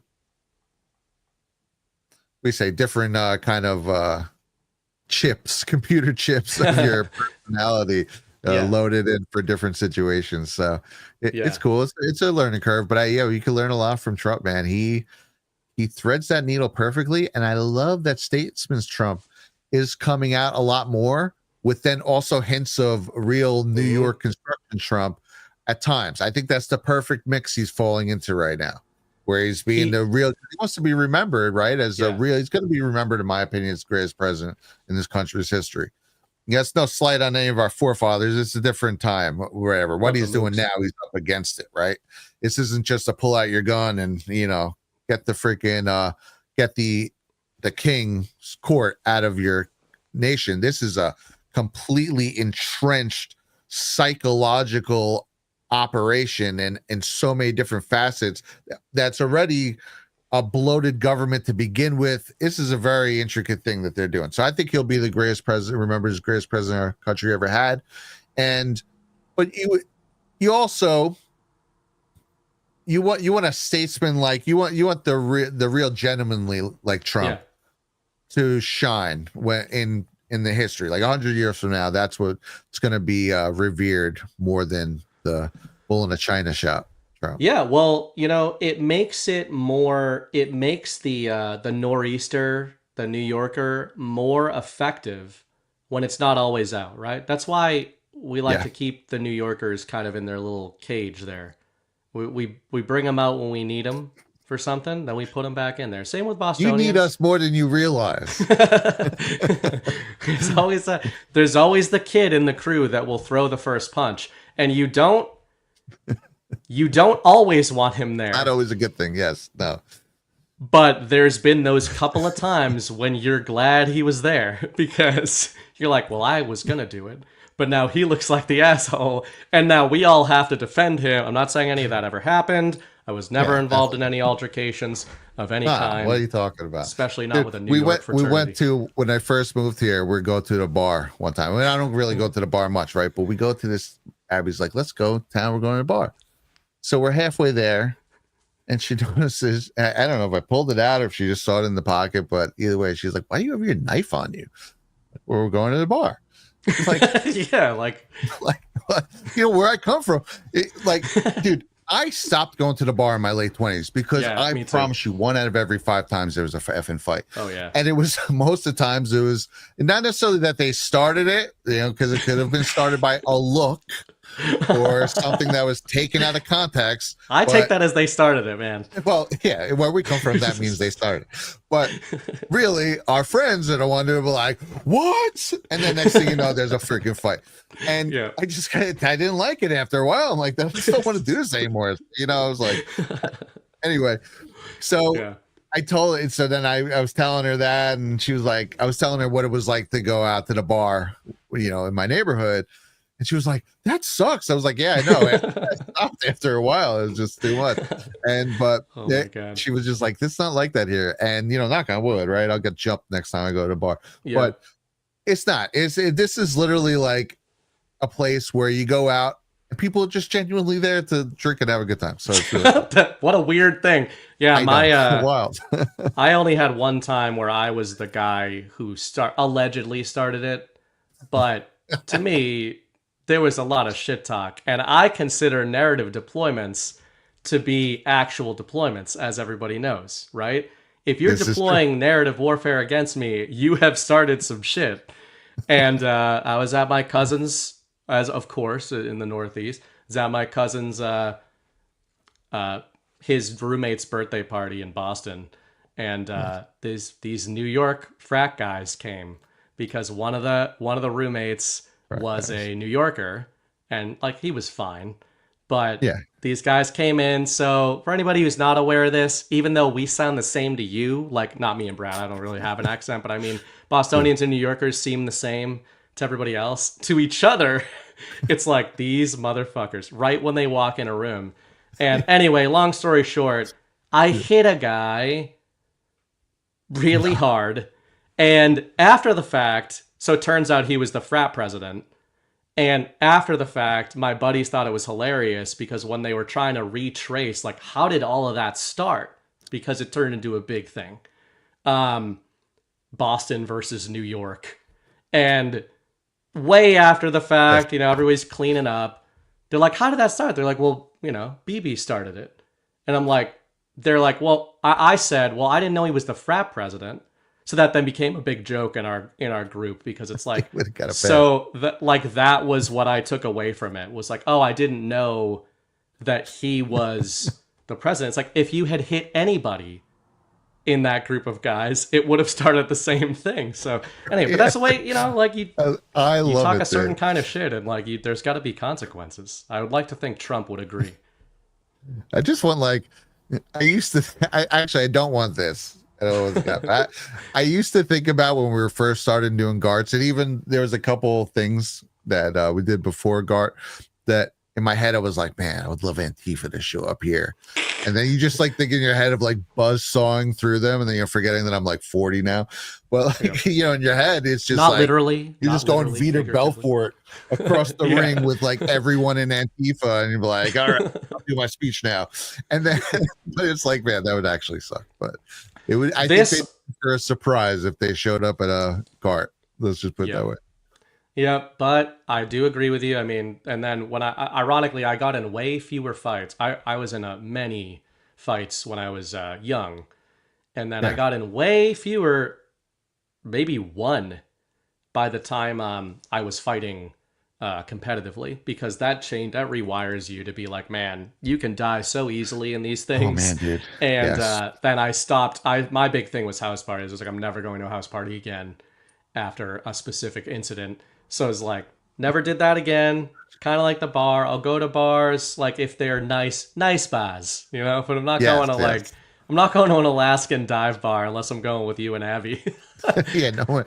Oh my gosh, the dive. We were talking about dive bars yesterday on the audio files with Jay Triet, because it is a different atmosphere when you walk into some like hole in the wall dive bar with graffiti on it, like the Mars Bar in New York, and just like, I have to be ready. You just have to be ready at all times. You don't know who's going to show up or who was going to go. Like, but I'm glad to not be in that either. And for what you're saying, you know, we joke about it, right? Because we lived it and it's over, and now it's fun to talk about. But like, I really would not. I would love to live the rest of my life and never get into another fight. I knew people who died in fights. Yeah. It's so scary. It's actually scary when it's going on. And I've pretty much won every fight I've ever been in. But it's the most horrifying. It's a really jarring thing for anyone who's never been in a fight. And I don't know if you get this. I used to get the shakes. Oh yeah. My fist would be shaking afterwards. Yeah. Oh, yeah. And there's a guy, this dude Julio, is my friend, my cousin Timmy's good friend. And his cousin was getting jumped. He jumped in, knocked the guy out. Guy hit his head on the pavement, died. Julio's in jail right now for like, I don't know, probably the last 15, 20 years. So, and that scared me. But he told us that he was waiting trial when he told me that story. And I didn't really know him. He's just my cousin Timmy's friend, cousin Timmy and Jai's.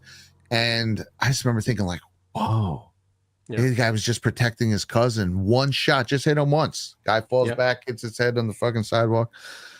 So in MMA, you cannot hit to the back of the head, and that's why. That was a Most rabbit people punch, who right? most people who die in fights, it's the they say pop pop. It's 2 hits. The first hit you go down. The second hit kills you. It's the back of the head on the pavement. My buddy's one of my very good friends from childhood. His father died that way. Man. Got sucker punched in a parking lot. Boom. So anyway, yeah. Yeah, it's no good. This Yeah. is why we operate in a different battle space these days. That But was all of like this, words. we're gonna guide this into relevance but this is what we do on the narrative. That was a weave. That was a Trumpian weave that started by Trump shit talk.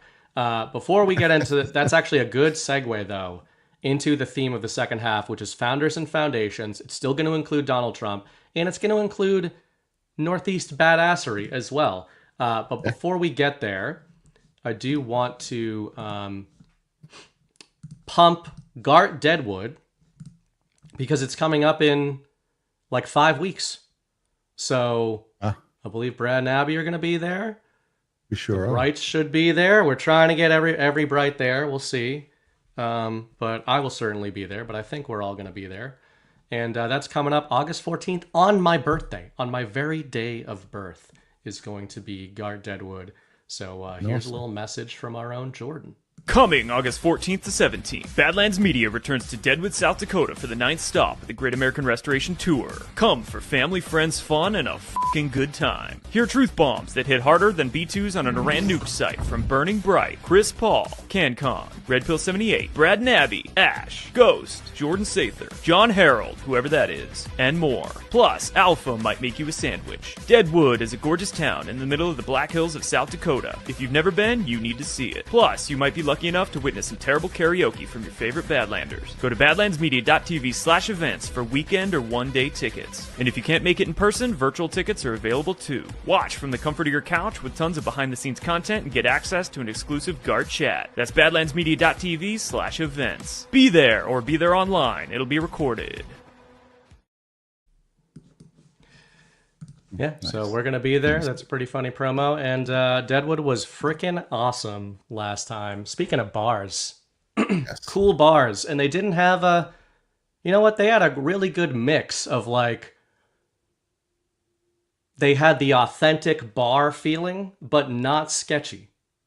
Yeah. You didn't feel like you were going to get jumped at any second. And I really like that. I've grown to really appreciate not thinking I am in danger when I go to a bar. Yeah, that was a great feel to that whole town, man. I'm so glad we're going back there. And to me, that was probably the best venue-wise because it's so opened up and there's a stage and it really is conducive to what we're doing. I really loved it. Also, too, is this time I did talk to John, and we will be debuting Codex 911 there. You guys, awesome. If you'd like to see it, get the virtual pass. So get the virtual pass. You'll be able to watch the debut of Codex 911. And then eventually it'll be posted then later down the road.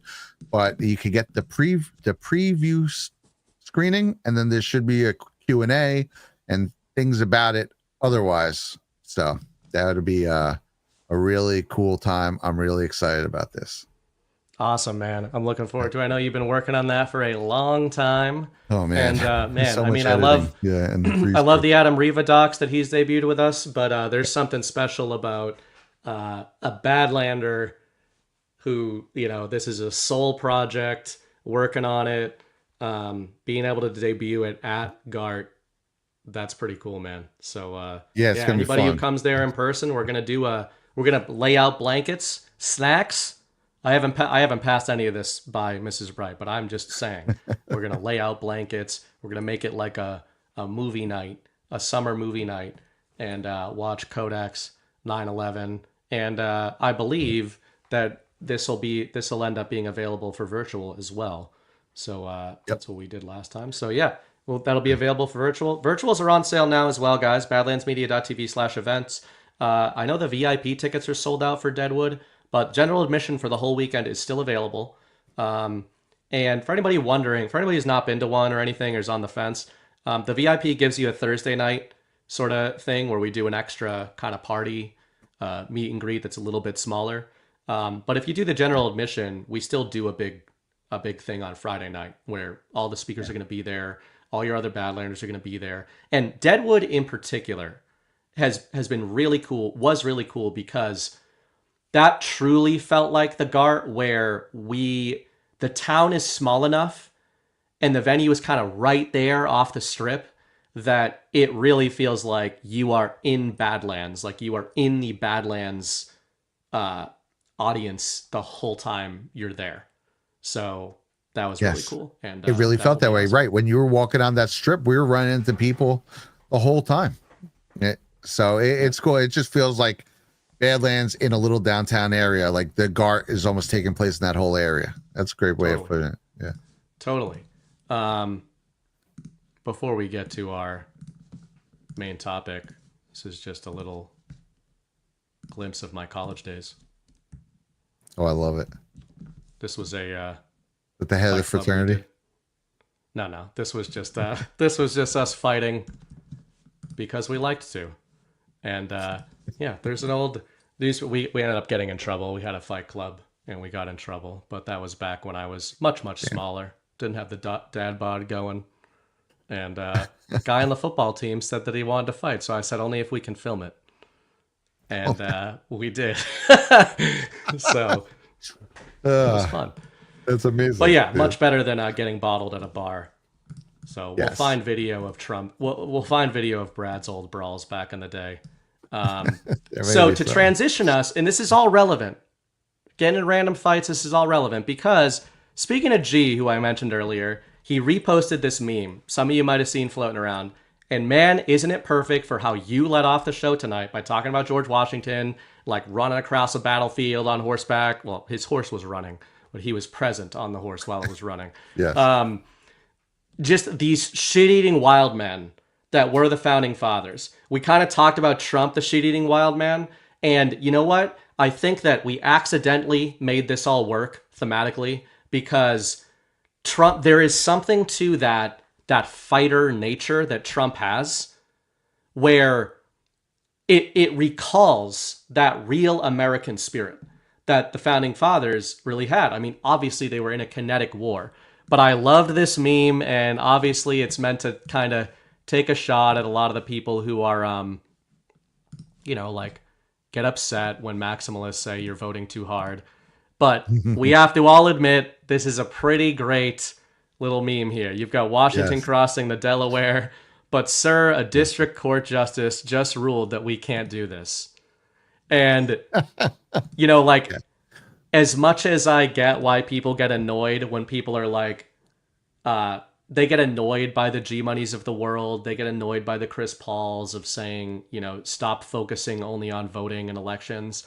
But I think when you do think about the battle space we're in, even though we take it seriously, it's good to be reminded that, we don't want to just rush the battlements. We don't want to be stupid. We haven't been stupid because that's what the enemy wants. But there is something to be said for the fact that the founding fathers, there wasn't this concept of, well, we've got this constitution and these are our unalienable rights. And this is the process we're going to go through to address our grievances, etc. They exhausted all of those lines, and then they just did the thing that they thought was the right thing to do. And luckily, as you said earlier in the show, it doesn't seem that we're going to be in that situation. It seems like we're on a much better path here. But I think the mentality should be the same. And I think that's what sometimes separates people in the info war, where there's people who, I call them cheerleaders, Chris calls them cheerleaders, etc. When I'm talking about that, it's not people who are being positive. It's people who are looking for permission from systems that we recognize are inherently corrupt to be an American. And, that I think that meme kind of really gets that, where it's just saying, okay, we're not saying to get in Durham boats and cross the Delaware and fight the deep state. We are saying, though, that there is a middle ground here. And when you're playing by all the rules of the system and you don't want to step out of line, you're never going to change anything. You're never going to affect any change. And that's been a difficult tightrope, I think, for Trump to sort of navigate for the last several years, for the last decade, basically, for all of us to navigate in various ways, being patient while understanding there's a larger plan, but not losing sight of that kind of American savagery. And, before we get into kind of the founders, I wonder just how you think of that mix of being smart, not throwing your life away, not being violent or being, getting caught, whether it's taxes or whatever it is that you're doing, but also trying to stay true to that kind of American spirit. It hasn't been easy in the modern age with how much they've subverted. Yeah, because the modern battle space really neuters a lot of that, which is, I don't know, I guess in some ways fortunate, but in most ways unfortunate, because it's a symptom of the problem, right? Is that what we're governed under now has become this bloated legislative just mess of paperwork and can't do this quasi police state. I mean, technically, if you go back to just the 60s and kind of lay out what you can and can't do right now in 2025, they would tell you it's a full on police state. And that's kind of the boiling frog. And that's how they did it, where our older cousins, or even, some of our aunts and uncles, depending on how old you are, they were in the 70s and 80s. They were someone was rolling up pony cake to the park. They're playing freaking softball, and half of them probably were 17, 18, 19. And there was kind of a blind eye turned to that. At least in Queens, New York, I'd hear these stories from my cousins. I couldn't imagine, even when I was 17 in the late 90s or in the early 2000s too, early 20s, rolling up to a park with a keg, I'd get the cops called on me. It's just, we have slowly but surely become this kind of tighter and tighter, can't do anything, or Trump's trying to do something. Oh, this judge has just stricken that down, and he says that you can't do that. Screw you, dude. There was too much legalese and too much power given to this whole system. And this is exactly one of the things that the founding fathers were trying to get away from. That's how England was. England was the courts do this and the parliament's doing this, and it was just all these laws and different acts. And I mean, literally the Boston Tea Party was from a whole series of different acts, and the Indemnity Act, and then different things, the Townsend Revenue Act, and then the Stamp Act. And it was just legal nightmare after legal nightmare, getting taxed by this, you can't do this. One of the things was, again, they weren't allowed to directly get their own tea. And this is again with the Boston Harbor, where this is all born out of, is that they passed acts that made that legally it had to go to Great Britain first, and then with a 25% tax on the East India Company, and then British vendors could buy the tea and bring it and sell it to the Americas. The Americas weren't, the colonies weren't allowed to make their own things, and this was a legal act. And there's all this legislative nightmare, and it's been rebuilt up. And that meme is so perfect because it's sort of the battle space we're trying to fight in, but you have to start breaking out of it by going outside of the box, and just kind of what Trump is doing in a way where he's just like, who cares? Who cares what you say? I love it when somebody's judges, they're fighting them legally, but then Trump is also just going off and doing what he wants to do in a lot of cases. And that's the way, because screw that. No one has power above the executive branch, and no one has power in the executive branch above the president.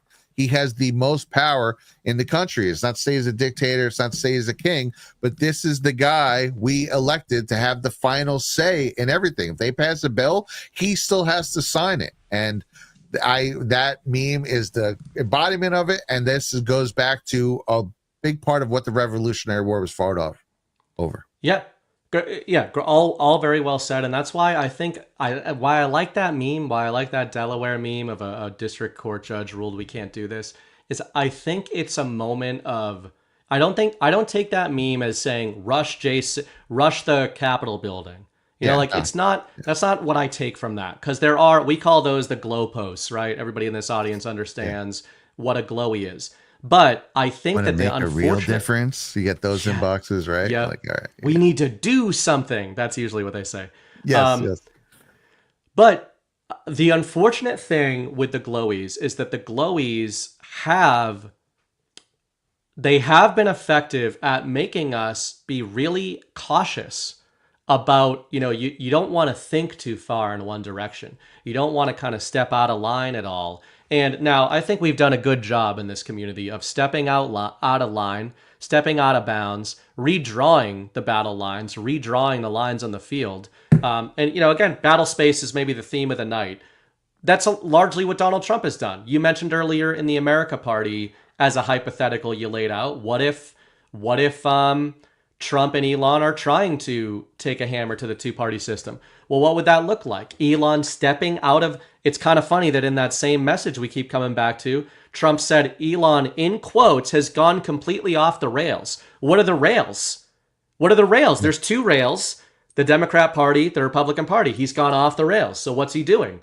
He's touching the third rail. He's getting off the battle space. He's redrawing the battle space. That's what Trump did. That's what the founding fathers did. And, I think that there is a way to try to, this is like, again, speaking of G Money, for whatever people say of him. And hey, if you don't think that there's first principles there, listen to, generals at Gartz talk about how the first principles there are totally right. Even if maybe you're going to pay your taxes, and I openly say I pay my taxes because I fear consequences for my family. I like saying that stuff out loud because it keeps me accountable to doing something that I feel in my heart is immoral for me to do and that is thrust upon me.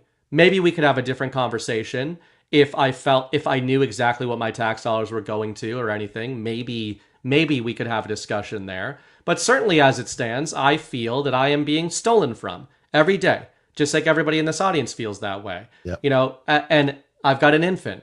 It's different. Obviously, everybody who has kids here understands. You don't have to have kids. You got a mortgage. You got people to take care of. You've got, having 35% of your checks taken by the government when that could be what's keeping you from having your wife be able to stay home with your kid, it hits you differently, right? And then when you see, so we can bomb Ukraine, so we can fund NGOs, so we can fund USAID. Obviously, these are the things Trump has been calling out. But there's a reason that there's some people that even with Trump say I appreciate the extra 3% tax cut in the big, beautiful bill. I certainly hope that's not where we're stopping. And for people that call that kind of stance dooming, I think that you've got to understand that the founding fathers, this isn't like a hypothetical, let's be cute about the narrative. The founding fathers, the more you will read about them, they were considered radicals in their day. They were considered doomers, right? How many Tories, how many loyalists to the crown or anti-interventionists didn't want any trouble, were pissed at the Bostonians for going kinetic with the Boston Tea Party. Remember? This is one of the things that I'm proud of being a Bostonian, those Northeast savages, because for as much shit talk as a lot of the colonies where, the Carolinas couldn't stop meeting together and having meetings and meetings and meetings about how the king was mean. And the Bostonians, they weren't the only ones, but as one prime example, the Tea Party that you mentioned, they go out there, they cause a bunch of shit, and they basically show the British, we're here. And we don't agree with you, and there's going to be consequences to these actions. The other colonies were pissed at them for doing this, and then on a long enough timeline, obviously enough got on board with this happens. So it's all just to say that happens in the info war, and I think we have to try to be careful of striking that balance of saying we need to be positive, we need to, try to figure out what the plan is. I think Trump has earned faith in what he's doing, but it's a feature of being an American, a real American, to try to push forward constantly. It's a feature to say, okay, I like getting the 3% extra tax cut, but Donnie, really what I'd like is for you to fuck off with taxing me at all. And people that call that dooming, it's not dooming. It's saying, if we never talk about the end game, we're never going to get to the end game. And I think when you look back at the founding fathers, they understood that. Like, you are not going to get there unless you push this forward. And I also like what you said earlier. There's the kinetic side of things, of the action side of things. But then, as you also said, a lot of the founding fathers, they were great orators. They were great writers. They were great thinkers. They were statesmen. They were politicians. So they were Renaissance men of that age. And there was vehement disagreement among them constantly. And I think that was also a feature of what was so great about them. Yeah, they were able to discuss things without going into full I hate you mode, which is something we could learn these days, although I think we do a good job. Yeah. But on the grand scale of the country, oh my gosh, especially people who still identify now with the liberal left, they just absolutely will not talk about anything ever, and that's a problem. As far as what was the first thing you were talking about? I was gonna just the balance of exemplified in that meme of direct action versus also patience and understanding that. Okay, I remember it was just after that you were mentioning with Trump and with the taxes. Oh right. I think I hope I'm right about this, and if I'm wrong, I hope I'm not blowing up his spot or anything. But I think Trump wants us to talk in those terms because they talked about that on the campaign trail. Even Lutnick and other people, I think Dissent even come out and said it, where their literally goal they're going to be working towards is no income tax, and they both suggested it probably could be done if they can get it done. Trump actually did drop that at one point. I think he himself even dropped that. So he said we might not need income tax. Right. So I think they are working towards this, which is why I don't think this is the final tax cut. Yeah. I think he realizes how absurd taxes is. I was breaking it down the other day on my ex, where, by the time you're that money, by the time say you make, I was using $40 an hour as like a middle ground. Some people make more, a lot of us make less, but just as a nice even number to use, by the time they're done taxing that, they're taking probably $10 to $15 away from you with it, between the income tax, your state tax, and the sales tax on whatever you're buying. There's different things, say like everything has their own different taxes too, like gas taxes, you're paying that. Say you buy a product, then for $25, by the time whatever got taxed gets away from that, then the store owner, whatever profit he made, say he bought it for 10, sold to you for 25, that $10 gets taxed. And then that's money that's in his pocket. Then when he goes to spend it, it gets taxed again. So by the time they're done taxing every dollar, I've seen people do estimates of up to 60% is in one way or the other, little piece by piece, going into the tax coffers for the federal government. And it's just absurd. It needs to be ended. You should be able to keep your money. I understand maybe a little something here or there, just to make the national town defense, work. The borders. Like, I can understand arguments about that, and we can have those arguments. But then there could also, there's an argument to where, well, if you're running an efficient enough state or country, that should be generating money in some way or another. Yeah. And then that toes the line of socialism. Do you really want the state to be running institutions? But there are ways, I believe, and I think Trump has the smartest minds in the whole world on it right now, who are working towards getting us to pay as little bit of our paycheck as humanly possible. And I don't think it's bad. I don't think it's a doomer to talk about it. I think maybe it's doomerish to like yell at Trump as if he's not trying to do it. But to say, yeah, man, well, this is nice, but we're working towards this. Of course, you always want to shoot for the most unrealistic, amazing goal you could ever think of, because you will wind up falling, even though you're always going to fall short of your dream goal, of course. But you want it to be at 10, and then you fall short to a 9 or 8. If you're aiming for the 9 or 8, you will fall short to the 6 or 7. So just aim well above whatever you think is possible, and you will get better than what was possible originally. And you may even hit your goal and then live your dream life or live out your dream fantasy. So just always shoot for it. I think it's doomerish to not aim higher than anything you possibly can. Yeah, well, it's that age-old refrain of aim for the stars, shoot for the stars, and you'll hit the moon. And, I was gonna phrase it like that, but I'm not a teenage girl. Hey, George St. Pierre used that as well. It's a great phrase. It really was. Yeah, my horoscope said no. Yeah, man, and that's what I was kind of picturing. We talk about the Overton window a lot in the sort of InfoWar space. Yeah. I almost think of it like I have an old video. My old page at one time where I animated the Overton window, and I always feel like I want to find it and clip it out and like send it to you. I feel like it's usable because it gets mentioned so much on Badlands. I just love it. Well, and I often picture the Overton window like almost like a tent. So you think of it like, okay, here's the acceptable range of public political discourse, right? That's essentially what the Overton window is. And I think a lot of people, when they picture the Overton window and Trump's effect on it, let's say this is the forward marker and this is the backward marker. They picture Trump as the forward marker over here, and he's trying to stretch forward. I actually don't picture it the exact same way. I used to. I used to think like Trump is over here and he's trying to push the Overton window so it keeps sliding, in this direction. In this direction is decentralization, American maximalism, all the stuff we're talking about, right? In this context, no taxes or something like that, right?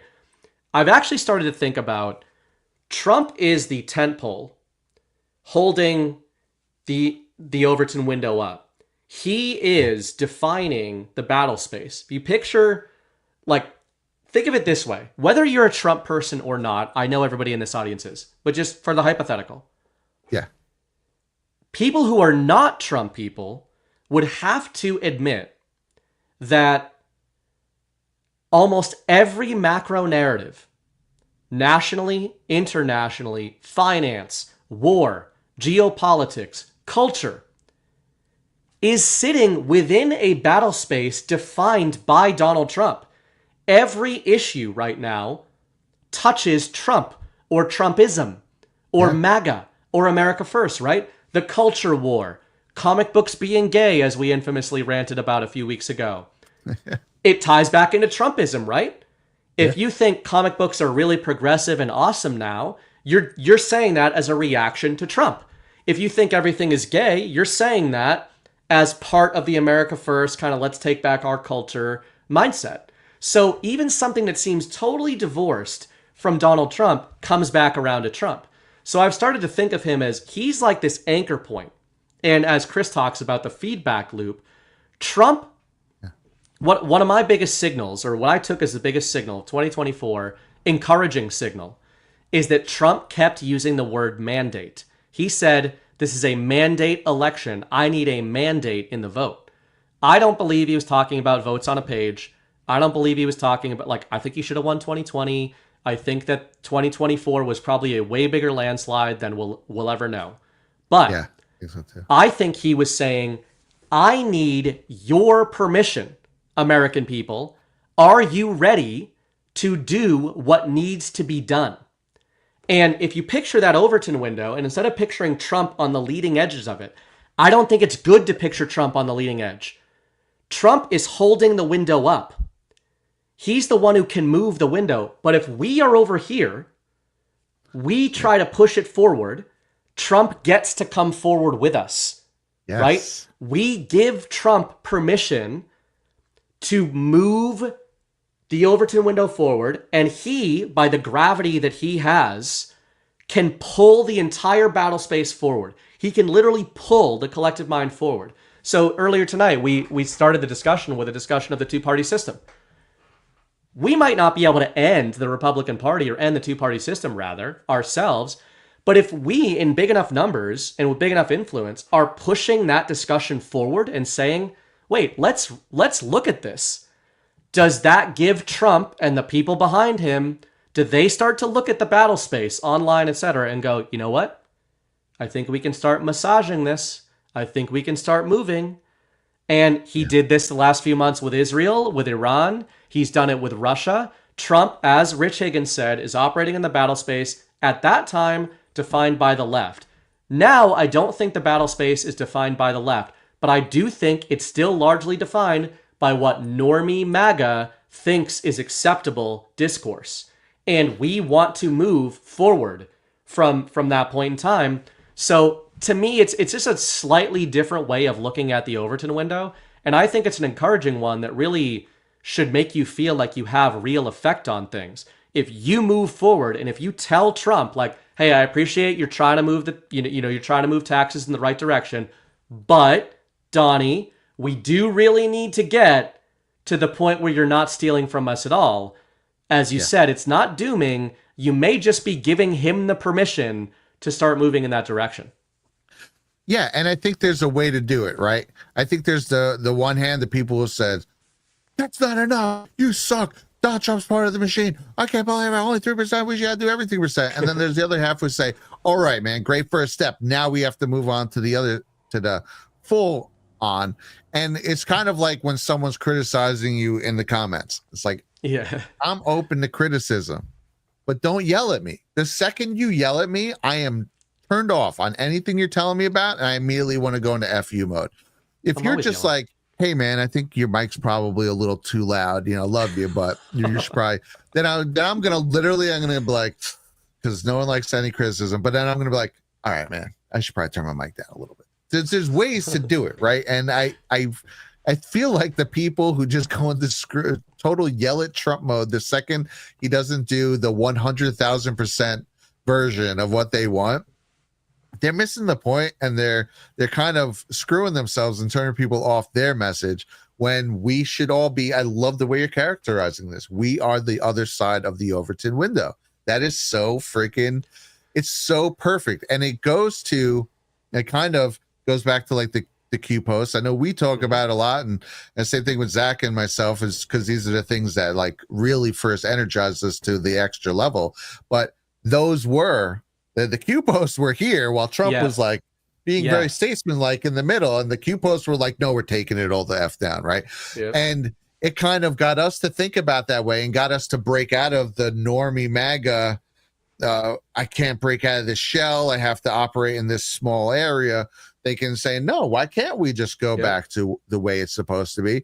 And I love that. And this is something I've thought about very much since the beginning, is that when a lot of people would say, well, why aren't we doing this or why aren't we doing that yet? There's talking about it in the drops. They clearly want to do it. We know Trump wants to do it, even though he's out there saying the right thing at the right time and he's being kind of the tent pole, as you're saying.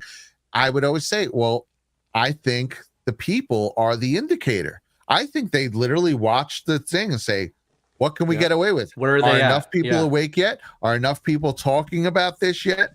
And we're literally the indicator. We're the social permission they need to do what they want to do. So talk about it. And don't be upset, though. You don't have to frame it in, oh my God, Trump didn't totally destroy taxes yet. You say, yeah, man, this is the next step. Now we are working towards blah, blah, blah. Just present in a regular way. Start being the voice. Get your voice and ideas out there, and they will listen. Trump very much listens to the public mandate. He has proven this time and time again, where we have shifted how far he has been willing to go on things. Absolutely. And, I think thinking of it that way, like thinking about when I started thinking about the Overton window that way, or the Overton tent sort of idea, it's very motivating. It's encouraging and it's motivating, I think, because it makes you feel like, you know what, I can't move the Overton window myself, right? Like I do as much as I can, you do as much as you can, everybody in this audience does as much as they can. Yeah. If you are here watching a show like this, if you watch Badlands, if you're on Rumble, you're probably over there, to Brad's point. You're probably at the leading edge of the Overton window, right? Like you're here, G-Money's over here, like G-Money's out in the wilderness. Chris Paul, I remember one of the first conversations I had with him outside of a show. I had met, we met in Arizona, but then we had a really good conversation in Cocoa Beach at GART too. And I remember, we were kind of talking about this in a different way, talking about our purpose. What are we trying to do if we don't have direct control over these things? but obviously we're people who are putting our ideas out, whether it's writing, whether it's podcasting, whether it's putting on events, right? So obviously we're trying to do something. And what are we trying to do? And he defined what he's trying to do and what we do as being rangers. He was saying, like in the military, you need forward scouts, you need rangers, you need people who go out into the wilderness and they assess threats. They do recon. And oftentimes, maybe most of the time, they don't find anything, right? They're like, I don't know. Or maybe they think they found something and it turns out it wasn't anything. And they come back to base and, right? But every once in a while, they find something. And then they report back and command gets to move forward based on that new information, based on that new intelligence.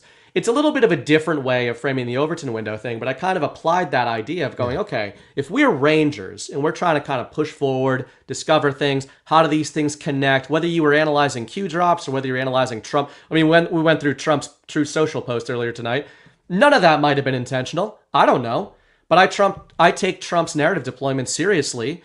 And I take it seriously as well when John always plays the clip of Donald Trump telling you on camera in front of tens of thousands of people in attendance that we are in the midst of a fifth generation information war and psyops have been wielded against the American people for years. Illegal psychological operations. We all know this. This is shorthand to us. Well, guess what? Patriots are deploying psychological operations as well, which is why we try to analyze them the way that we do. And often we're going to be wrong about this crap, but if you're right, if you think about this as an Overton window, to Brad's point with the mandate isn't just this thing that exists. And that's what I've really started to think of. It's active. You can't have passive mandate. It's an oxymoron. It's a contradiction. Mandate by definition is active. It means that you are engaging in ideas. You are engaging in rhetoric. You are pushing forward. And you might be pushing forward. G Money's pushing forward by saying you should all engage in a tax revolt, right? That is what he thinks. That is what he believes to his core. And he lives that. He believes it. Yeah. And you don't have to. You don't have to go out there. You don't have to go all the way out into the woods and do what he's doing. Just like during the American Revolution, Sam Adams was considered a psycho by most of the other colonies, right? But now we lionize a guy like that. We lionize the Adams. We lionize George Washington. We lionize all these men, Patrick Henry, etc. Why do we lionize them? We don't lionize them because we're like, yeah, they were in the Overton window and like they were kind of supporting the revolution, but like only when everybody, had a meeting among farmers in South Carolina and said, well, Mel Gibson really thinks we should do this. So what do you think? Like that's not really the people that we admire. The people we admire are the ones who are like, I'm not waiting. I'm going over there. I'm going over there because over there is the right place to be. It is the moral right place to be. And I think that's what we're trying to do. But we're trying to do it in as constructive a manner as we can on all these different topics. And if we push forward, it allows Trump to push forward. And if Trump pushes forward, he drags the battle space forward like an anchor because he's the most powerful cipher. He's the most powerful, I don't mean as a president, I mean as a figure. The gravitational pull around Trump, especially in 2025, is unlike anything we've ever seen, maybe in world history. And I don't think that that's hyperbole at this point. He is able to change narrative and push hundreds of millions of people in a narrative direction if he wants to. But we are able to front run the direction, and maybe sometimes we help him. We help sort of loosen the path to going in a certain direction. Maybe taxes is just one of those paths. Yeah, they talk about having more pull than anyone in history. You've seen world leaders adjust the way they do X, Y, and Z based on criticisms from Trump on the world stage or as part of, say, a governing body like NATO or something of that nature. And I like the visual. This is the visual I got while you're putting that. It's like Trump in the middle with a tether to the the left liberal side of the Overton window, and then with us kind of free, and then basically watching. It's like whenever it gets full enough, he goes okay, and then he pulls that side there, and then it drags for it us forward. to get full enough. Yeah, and I think listen, everyone's a responsible adult. I'm of the mindset that if you're an adult, you're responsible for your own actions. I hate the so-and-so told me to do it, or this guy told you to do it. It's good to have leaders. And listen, I follow Trump's lead an awful lot. I really trust the guy above pretty much anyone on this planet. You're also an adult. You have to make decisions for yourself, and you have to look at things. I look at things very individual. I don't think there's a blanket answer to all different things. As far as you going outside the box, I'm very much for that. The reason why I pay my taxes, and I certainly do not suggest people don't pay their taxes, from my point of view, is that's just a losable battle, and that could really, I mean, they really do come down. That's how they took out Al Capone. That's how they got freaking Gotti. I mean, they've taken out some of the biggest, most rebels on planet Earth with that. That's their move right now. So I kind of equate it to, like Game of Thrones, the Battle of the Bastards. They're saying hold, and there's that one guy who just rushes into the middle of the battlefield. What does he do? He gets lit up by arrows. Now you're just down a guy. You did nothing to that battle. To me, that's the not paying your taxes. I think it's a foolish move, especially when people like Trump are clearly trying to chip away at it. It seems like the right way. The legal don't get your guys thrown in jail way. But that's just me. Again, everyone's, you're all adults, make your own points, but that's where I'm at that. But then there are other things where I could say calling for the destruction of income tax. I think that's where I stand. I'm totally vocal about that. I think it's ridiculous. I think calling for different things like the removal of as many illegals as humanly possible, I want that to happen. That's one of the reasons why I funded the big, beautiful bill, even though I held my nose at some of the provisions. There's a lot of funding for ICE and for relocation centers and relocations in general. There is funding for that whole operation all over that bill, as well as funding for a lot of other things that I just want. So I don't mind calling for these things. You got to take them case by case. But I love the idea of us being the ones who are opening up the window to allow give Trump space to pull the other side back towards a normal America. And what are we trying to get towards, right? I feel like if you could look at the Overton window like this, right? So here's your tent pole in the middle, Trump, and then here are the two sides. It's even orange. It's perfect. Right? Yeah, exactly. That was not planned. This is, I'll try and hold these as much. You guys get the point, so they don't have to be super far away from each other. If this is the Overton window, this is where the founders had the country. So we're trying to pull it somewhere back to normalcy, because we are right now living under worse conditions than what King George III had the colonies living under. Yep. Absolutely, man. And on the taxes front, obviously that's like not only is it one of the more contentious topics, but it's super relevant to the founding. Obviously it was ubiquitous, synonymous with the founding. I agree with you. I mean, I do pay my taxes. It's not just because I'm on camera, but I like to call myself a pussy for doing that. Not because I'm trying to be an asshole, but because I'm trying to be honest with myself of saying, I feel that this is morally wrong and I am doing this under duress. Like that is, and I don't think I think people need to be honest with themselves about that. And that might be a compromise point, right? Like, you can make the decision to pay your taxes, but if you think it's a moral good to do that, then we are not the same. And I think that not you. I'm saying the royal. I'm just trying not to go back to jail. That's me too. Well, this is what I'm saying. The reason I pay my taxes is so that we're operating in a certain battle space, and I understand what the battle space is. Right? There's a reason people were paying Whitey Bulger and the Winter Hill Gang up in Somerville protection money. It wasn't because they thought he was a good guy. It was because they knew how the game worked and they knew the battle space that they were in Southie at the time. If they didn't want to get their storefronts smashed in again. Exactly. Yeah.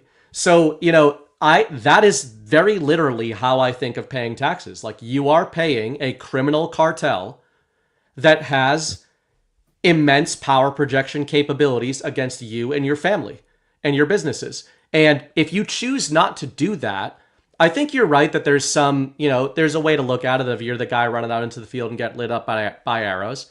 But I would just say as a caveat, to go back to the founding, sometime there's a lot of those guys that do that and they get lit up and they get lit up and they get lit up. And then somebody gets through. And right, like that's kind of what the American Revolution was. It was like how many people were telling them, don't rock the boat. Like we just need to petition the king. We just need to write a letter to the IRS. Like we need to vote for this guy and he will like help our tax rates, etc. And then you got the Adams the Adams boys who are just sitting there going like, I'd rather just not do this. And again, if you win, then you look like a savant, you look like a hero, and you're immortal.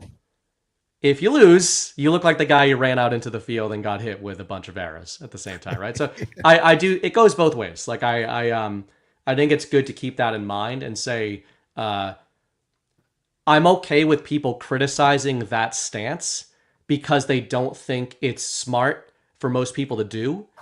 But I don't think people should criticize it from a moral perspective because, again, as that meme showed earlier in the show, the founding fathers were not appealing to district judges about whether or not they were getting in the Durham boats. And we lionize these guys.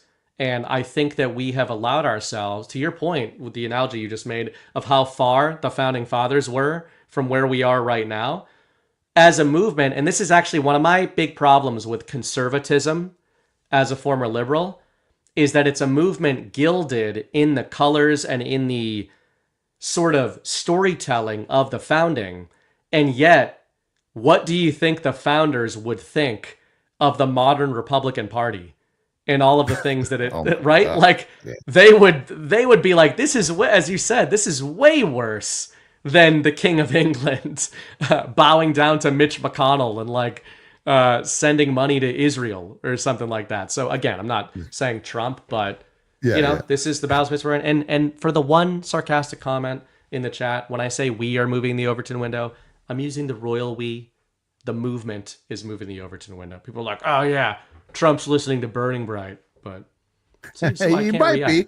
I think he has people watch a lot of the different channels. I really do. I don't know if he personally does himself, but he'd be remiss. If you know Trump, he has people who their job is to watch this, the Badlands of the World, and all of them. As far as being the guy who runs in the battlefield, that's just the kind of the gauge. I look at each individual thing. I'm like, am I going to be that guy, or am I not? If I do this, will that make me that guy, or will it do actual good? Because I want to do good. If you're that guy, you leave the battlefield. Like PJ Corrigan, who I think is my friend, who's calling me a coward in the chat. However, although he is a little ornery sometimes in chat for not paying taxes, he ironically, this is a perfect leading because right before that, he cites William Cooper. But to me, he's like, I feel like it's my unofficial rabbi in this. That guy, I think, got it more than anyone on earth. He says William Cooper lit up this dude that called into his show one time, asking him why he paid his taxes. As I guess William Cooper didn't pay his taxes, so I guess he was asking the guy why he paid his taxes. And he says the guy fumbled around some kind of answer, and Bill said, matter of factly, oh no, you pay your taxes because you're a coward. Okay, he's quoting William Cooper. I feel a little better now, PJ. I was heartbroken. Okay. And but it's a perfect point because William Cooper was murdered on his doorstep by agents who were coming to arrest him for not paying his taxes. So we could use William Cooper right now in this movement. This is what he dreamt of, and he's not here to see it because he stood up against the tax thing and thought not paying his taxes was the way to do it. Right. Man, they it's like you just open them up too much. You want to disarm your enemy, and you're actually arming them when you're doing that. So I mean, that's personally why I'm doing it. I'm definitely not a coward. I mean, I'm pretty sure all of our bodies of works show that we are not cowards. This is, especially in the beginning, when not a lot of people were talking like this, it was a little nerve-wracking. I remember when I first posted my first 9/11 video, Who Rigged the Twin Towers, which is actually what this one is born out of. I actually had panic attacks after that for weeks, thinking like, why did I post that? What is that? That's too far, like, but it's just like, I can't help myself, dude. You see something's wrong, you have to put it out there. And I'm so glad I did in hindsight, but man, it's a little nerve-wracking. And yeah. I think it's a good way to put it. And by the way, thanks for the rants coming in, guys. We'll get to those at the end. That's always the third part of the show. If you guys have anything for me or Brad, shoot a rant over and we'll get to it. And again, I've used the word too much tonight, but battle space. I think when you're talking about Bill Cooper, it's in the Battle of the Bastards analog. It's all about if you feel that you can make a difference and you want to make a difference, like you said, you want to do the things you feel are right, then there is a calculation that you have to make of is taking this specific stance going to remove me from the battlefield? And if you get removed from the battlefield, then you're no longer there, right? I mean, and it's not going to, whether that's jail, whether that's death, whether that's you get financially drained, whatever it is, they're going to try to take you from the battlefield. They've tried to take all of us from the battlefield in different ways, some of us much worse than others. I mean, John, for God's sakes, I mean, he's probably mentioned it in asides, so I won't totally go into it, but he has mentioned what the system tried to do with him and his family, and they got involved in his divorce. That's disgusting. The deep state journalists got directly involved in John's divorce proceedings. Like, disgusting. And this is why, by the way, people that, we criticize each other much more, as everybody has seen, more than other people, or just as much as other people criticize us. But, we see John mentioned on Wednesday night, people that come after Badlands, and they do it in speaking of the war and speaking of the risks and all this kind of stuff. There are battles that we fight that are probably never going to see the light of day because of the nature of what they are. And I give John lots of shit, but the shit that comes his way for Badlands is absolutely ridiculous. Many of the people who come after John and who come after Badlands make their brand on being very unity based. And John, despite the fact that people in comments will say like, oh, he's this, he's that, he doesn't say anything about it. Like, there's a lot of shit though that we deal with and bite our tongues. People don't think I do bite my tongue, but I actually do. I actually do bite my tongue. Yes. And I can someday there will be books written about it, people. Someday there will be, maybe Brad will make documentaries about it. But yeah, that's all part of the same shit, right? It's just, you put yourself out there. John, in a particular way, founded this company that put a target on his back. And I think people in our audience understand that it put a target on his back and all of our backs by extension. But in the traditional way we've talked about in this community, like, the deep state's going to go after you. Maybe the IRS will go after you because they don't like your political stances. Maybe journalists will go after you and get involved in your divorce proceedings and stuff like that. We understand that. Maybe there'll be some occasional crazies, whatever. But it goes far beyond that. There's a lot of different ways of being attacked. There's a lot of people that, in my personal view, are not genuine and that attack us behind the scenes. But in front of the cameras, they are not doing that. And there's a reason that it's a tight-knit group of hosts these days, and probably will remain that way going forward, because you learn a lot in this world. And speaking of the founding fathers and all that kind of stuff, that's not what we're doing. But all these the people in the chat. They've formed the Badlanders who come to our events. They've all formed their own little militias. And don't come after me, FBI. I'm saying peaceful militias, like InfoWar militias. And that's kind of what it is, right? Like all the Badlanders groups, Badlanders in Florida, Badlanders in Texas, etc. It's like militias in the info war.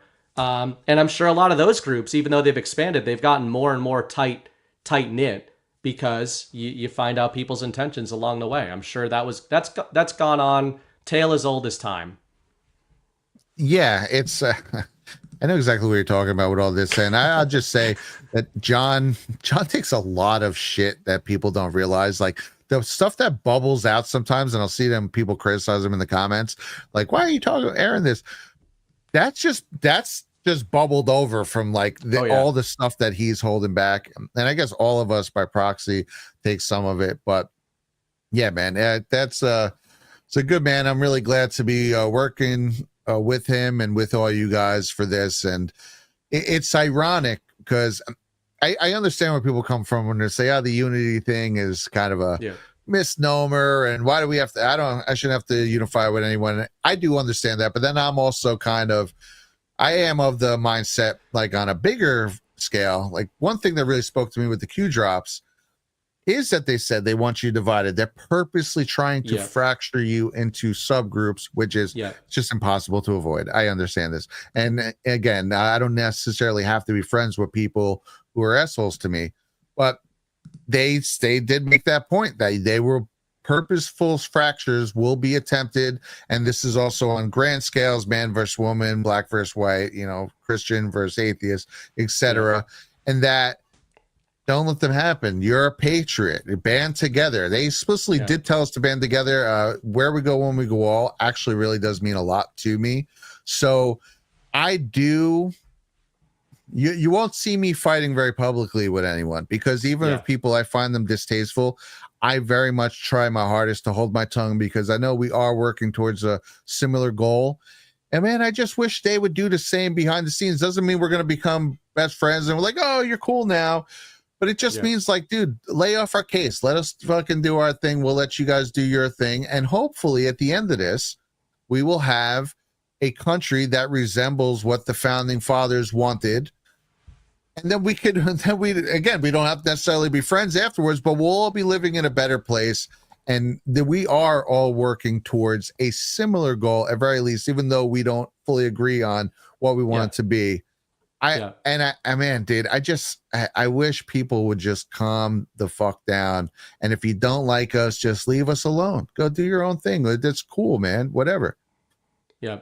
Yeah. And you know what the irony is here is that you've said that a few times in terms of the unity thing, because we had a discussion about this privately that kind of backstopped I'm okay with you guys not 100% agreeing either, by the way. No, and we had a great talk about this in depth last time you were on the show. But I think on this topic, it's part of how I am. It actually goes back into the sort of Northeast thing. The thing that bothers me the most of anything is not just people that I consider immoral. It's when people are presenting themselves as the height of morality, and I know what they're actually doing, or have done, or have endorsed other people doing behind the scenes. This is just in this example. So that's, I think, where wires get crossed with the unity thing, is that when I'm disparaging the unity messaging, I'm talking about unity branding, because I do agree with you of where we go on, we go all. I do agree with that. We want to move forward. We want to all be on the same team. I do not, however, appreciate people attacking us and claiming that we are anti-unity because, we're questioning certain, whether it's decodes or theories or anything like that, or we question something Trump puts out there, or like you said, we come to a different conclusion about something. That's the kind of thing that really pisses me off. And everybody's dealt with that. I do agree with that. Yeah.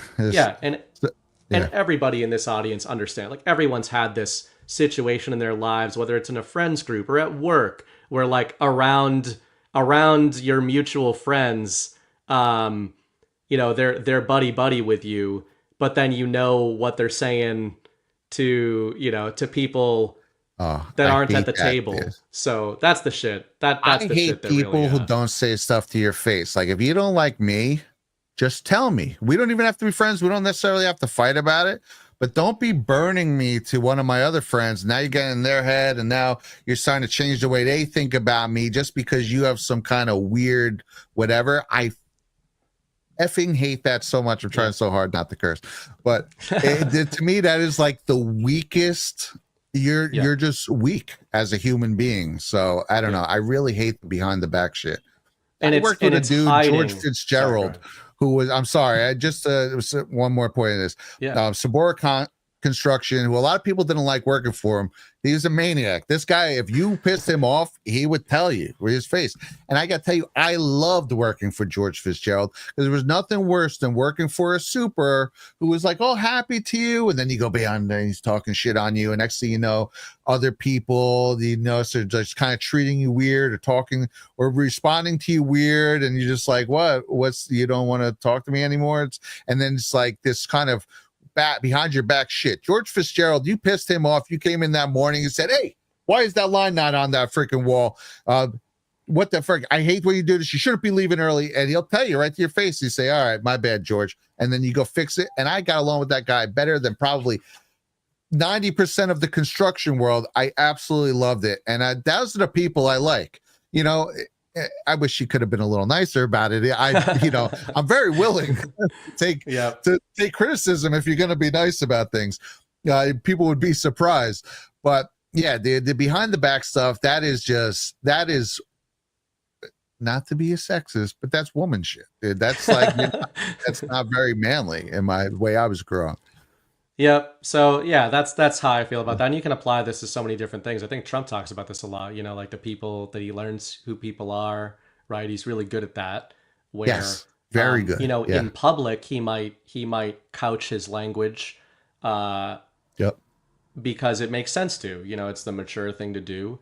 But he has his ways of telling people like, hey, this is what I think. I mean, and again, audiences make their decisions based on who they like and whose messages they resonate with, which is fine. It is what it is, right? You don't have to like it. Nobody has to like it.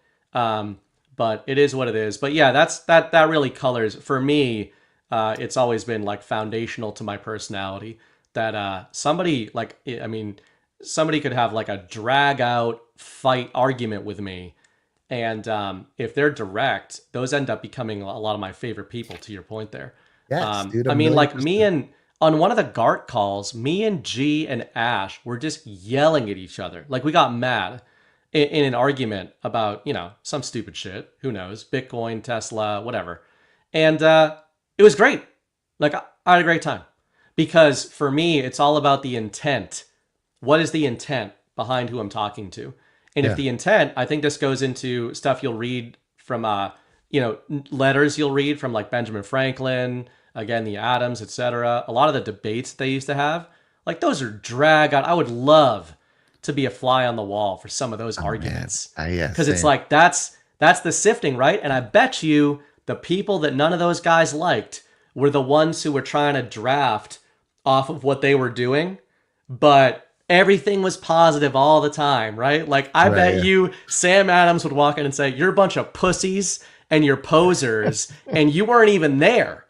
And they'd be like, whatever, Doomer, whatever, Adams, you Doomer. Like this, this shit was going on at that time where they're like, yeah, those Bostonians. Someone needs to animate this right now. Bunch of Doomers up there throwing tea in the water. Why'd you have to do that? What'd the tea ever do to you, bro? Like, you ever think of talking nicely to the Redcoats? Maybe we could have unified. Like, anyway, it's. I like your version of the founding fathers. Well, it's funny because all those arguments, right? What was born out of it? The freaking Bill of Rights, which is probably the most important part of our whole Constitution. I know it's not the original Constitution, but it's often that was like a rant after the Constitution. Yeah. Oh, go ahead. Well, I'm saying like we call these things the Constitution. Technically, the Bill of Rights came right after, although it's widely considered as like two halves of the same whole. But yeah, they're just like the best legislature we ever had came out of massive arguments. Yeah, exactly. Because weren't happy with the Constitution. Right. And then you had pussies like Hamilton. No, I'm just fucking around. Our own Matt Ehret, typical Canadian. He wrote an article for the Substack that I edited last week in defense of Alexander Hamilton. It was interesting. It was really interesting. He's often he's interesting because he often sees public figures very differently than I do. But then I read about it and I read his argument and I'm like, okay, I'll file that away. But as an example, Alexander Hamilton is kind of notorious for being a little bit more system oriented and kind of like, hey, we got to put this stuff on rails. Like we got to do this the right way. And, he was seeing a lot of tension with the more radical kind of founders, the ones who were like, burn the system down, chuck that shit into the water. And, we needed that. It's like probably the pure Hamiltonian play was not the move, but also probably if you went full Adams, like I don't know, who knows where you end up. You might end up in the harbor yourself. So sometimes you need a little bit of pulling you back. Just you need to your point though. It's a great point about the Bill of Rights because it's true. I mean, history becomes codified and history becomes kind of set, right? Assuming it's true. But let's just assume the history of the founding is true, as we're told, right? You make a great point that we think of the Constitution as like this package. Oh, they got together and there was some arguments back and forth. Then they come out with this unified, this is the thing, this is the answer. We've come with the answer. And to your point, the thing that's cited the most and that probably has the most day-to-day impact on what separates Americans from other nations, even that consider themselves Western democracies with rights, is the Bill of Rights. And it was an argument. It was a postscript, intense argument that its proponents would not drop until it was added. And those guys, I bet you there were so many in that founders group who were like, can we just fucking stop? We got the Constitution. We're set up. We got this shit on rails. We can add amendments in the future. Like we got a whole process for that. And they just wouldn't, the proponents of the Bill of Rights would not drop it. They were maximalists. Like, no, we need to enshrine exactly what this means. And thank God they did, even though it's gotten bad, right? The Bill of Rights has been one of those things that has really kept the system from accelerating. It's why it took them so long to corrupt our systems. It's one of the main things that held them back. Oh man, dude, it's widely considered the greatest founding documents ever written because of that, dude. Look at what's happening in Europe. They steam so many of those countries have lost any semblance of rights. That's why that's why their migrant crisis is people being raped in the streets right now. And then when you write about it on social media, you get thrown in jail. Yep. Ours, not great, but ours is, you do have the occasional that, but the big crux of it is, hey, they're undercutting my job for half the freaking price and they're putting people out of work. It's much different. It still sucks here, but boy, it looks a lot different in Europe right now. And that's because they don't have the rights we have. The freaking first 10 amendments are insane. And the Constitution itself, the greatest founding documents ever. But now I do want to go back to, you mentioned Alexander Hamilton really quick. Yeah, man, go to any founding you want to go to. Here's a great Alexander Hamilton battle story. That pussy ass bitch. No, just kidding. Whatever happened after is something else. But Alexander Hamilton, he famously applied, but this is before the war, before any of this, just living life in the colonies. He had applied to different colleges, and one of them, I believe it might have been maybe one of the only ones, was Princeton University, and he was denied entry. The Princeton, they didn't take his bid to be a Princeton alumni. Cut to a few years later in 1777. Guess who's the head of the artillery unit in the Continental Army is Alexander Hamilton, who famously bombarded Nassau Hall, which is like Princeton's main freaking area. So he bombed the living shit out of it a couple of years later. So definitely think about who you're denying to your college. Yeah, who ends up controlling, who ends up on the opposite side down the line. So it's so funny. I I thought this would be fun. I just asked Grok because we want to talk about founders tonight. So let's get into that. Yeah. Founding fathers, Independence Day, etc. I asked Grok who would have been considered the most extreme founding fathers, just to see like what it would say, what it would sample, and it gave me a top 5. Thomas Paine. Nice. Agree with that, right? Yeah, Sam right. Adams. In There's writing. my boy, often called the father of the American Revolution. Patrick Henry. Shout out to Ghost.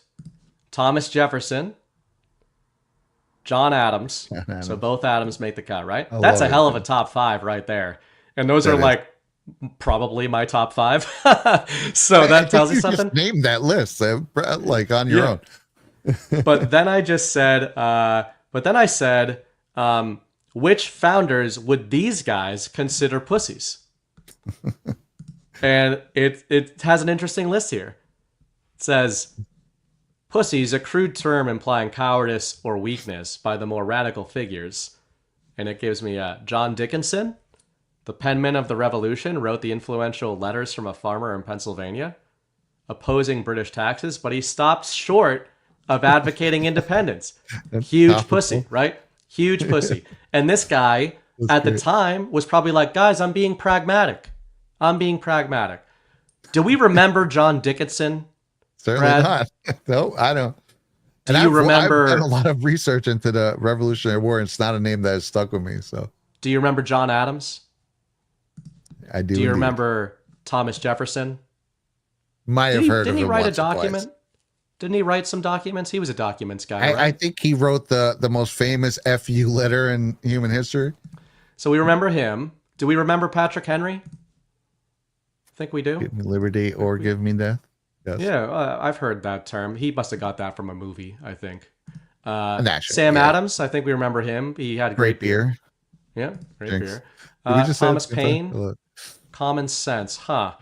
Did Trump run on a common sense agenda? Did he run on an agenda named after Thomas Paine? He was not a fair weather patriot. That's where. Okay, so Not these a were the sunshine extreme. patriot. These were the extreme founding fathers, also known as the best ones. So John Dickinson was a pussy. Robert Morris, wealthy merchant and financier, was critical to the funding of the Continental Army. However, his focus on financial stability, what a pussy, and later support for a strong federal government, what a bitch, might have rubbed radicals like Henry or Jefferson the wrong way. Yeah. Governor Morris. I don't know who that is. I don't know. Seems like a pussy, though. John Jay. Well, John Jay is the Federalist. first Supreme Court justice, I believe. Is he? Yeah, he did some good stuff. I mean, but maybe he wasn't as tough, I guess. Let's see what AI says about it, Brad. Okay. Treaty of Paris negotiations. So he was into negotiating like a pussy. Prioritize peace over aggressive demands. Okay. All right. Radicals might have seen his diplomacy and moderation as lacking the revolutionary zeal of John Adams. And then Ben Franklin. Well, AI he gives was, a little caveat, but it's Ben Franklin is on the pussies list. Let's I mean, see to why. be fair, Ben Franklin was what, like 70 years old or something when he signed the Declaration of Independence. He might have been a little less willing to charge a battlefield. I feel like you're on the fence here, Brad. Let's see what Grok says about it. More nuance, so not a huge pussy, but pussy adjacent. Let's say Ben Franklin, according to AI, he was a sure loved revolutionary pussy, giant. famously.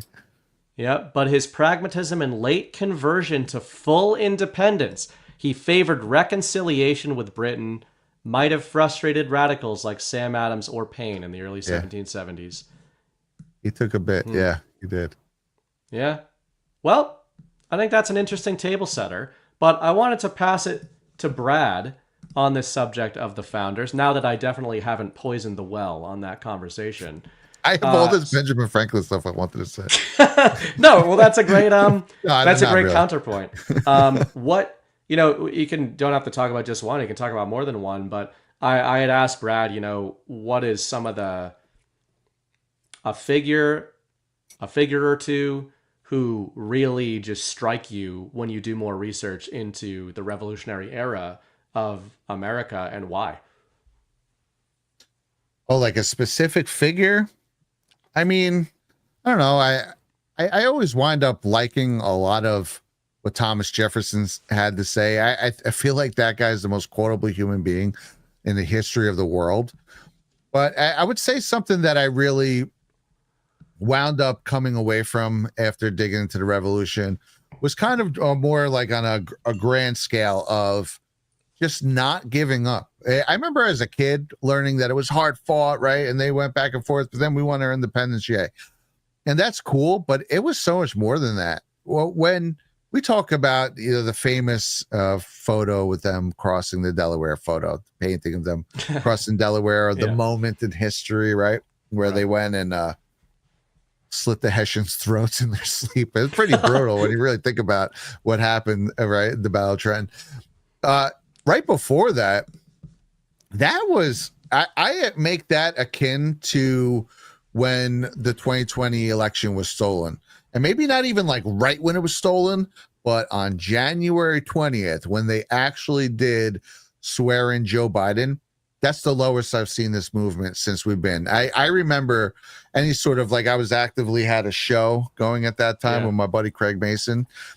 Shout out Craig. And boy, viewers dropped in like half after that. It was the complete lowest. No one wanted to hear it. There was the most doom. That's where they were right before that happened. They had literally, like we had talked earlier, when they came off the high of everything that happened in Boston, they came off that. They said, yeah, screw it. They wrote the Declaration of Independence. They declared war. And ironically, July 2nd, 1776, the day they officially declared it, is the same day that Great Britain, I think 9,000 troops got into New York and then staged on Staten Island. So it was like a real juxtapose of what was about to happen. And they went off that high, and then shit got real. Shit got real. They did the first battle in Brooklyn. The very official first battle of the war was in Brooklyn, and they got their asses kicked. And whoever survived made it across the water by an act of a miracle into Manhattan. And then they were chased all through Manhattan up until upstate New York, when they were finally able to get to New Jersey. And they were chased all through New Jersey. They finally, after they just lost however many battles, right? And they were on the run. They weren't even preparing and fighting battles. They were just getting chased and routed out by the British and the hired mercenary Hessians. And they finally got over to Pennsylvania, and that camp, they write about that camp as just being destroyed. And they were all about to have they had signed up. Their enlistment was over at the end of that year. So here they are. It's mid-December. They just got destroyed for a whole year straight. They're all either half dead, half their friends are dead. They're all wounded. They're literally sitting out there thinking, okay, my enlistment's up in a couple weeks. Most of them were ready to go. And that's when Thomas Paine famously writes, I think it was Common Sense specifically, but he wrote a bunch of papers, inspirational papers at that time. And Washington gets them up to do this one last triumphant battle where they cross the Delaware. They find the Hessians in Trenton. Man, they slaughtered them. They didn't lose one single guy in that battle, and it changed the whole war. And so it just goes to show, as down and out as you are, if you really believe in something, you have to just continue to go for it. And that's what happened in this movement. As down and out as everyone was, no one, well, some people did, but I mean, there's a lot of people who, myself included, who just didn't give up and just said, screw it. I don't care. Trump's not in right now. I'm just going to continue to do this. I'm going to continue to try and expose the truth. I'm going to continue to try and support the movement that he did. And now we're in a position, this is almost like 3/4 of the way through the Revolutionary War, where they've been completely trained at this point. And now they're starting to really be an official organized army, where they were then trained by, the Prussian general, I forget his name now off the top of my head, but they got the official training, and they started kicking ass. Battle of Monmouth started down south. They started kicking ass and cow pens and stuff. And all of a sudden, They got what they wanted when it was this close to being over, like 10 times in that first 1776, 1777. So I would say the biggest thing I take away from not one person, but just the will of triumph and not giving up and really believing in what you want to do. And it created the best country in the whole world. And I think we're in the midst of round 2 and recreating this country, bringing it back to, again, being the greatest country in the world. Dude, well said. I mean, and what's so amazing, and you did, I had told Brad before the show, or yesterday, actually on the show tonight, the video you did largely documenting that and then some, was great. And, man, this is my favorite dig. It just, it really starts to, it's so funny, like growing up as a liberal here at the time did not mean what it meant circa 2015. You know, like in 2000, when I called myself a liberal or anything, it like didn't matter at that time. It's like, okay, yeah, like in Boston we lean left, and in Texas you lean right, but like we're both Americans. And I kind of used to crack up and bristle. Well, I shouldn't say I cracked up. Now I do in hindsight. I used to kind of bristle at Southerners actually. When I was before the Trump era, long before the Trump era and all that. Yeah. Because, I grew up in Boston. You grew up in New York. I'm like, fuck you telling me I'm not like a red-blooded American, right? And it's kind of funny because I think a lot of this audience, understandably, has been so, like they've dealt with so much bullshit from liberal ideology that there's this real animus toward the liberal mindset, which I totally understand. What the liberal mindset became, what it kind of morphed into.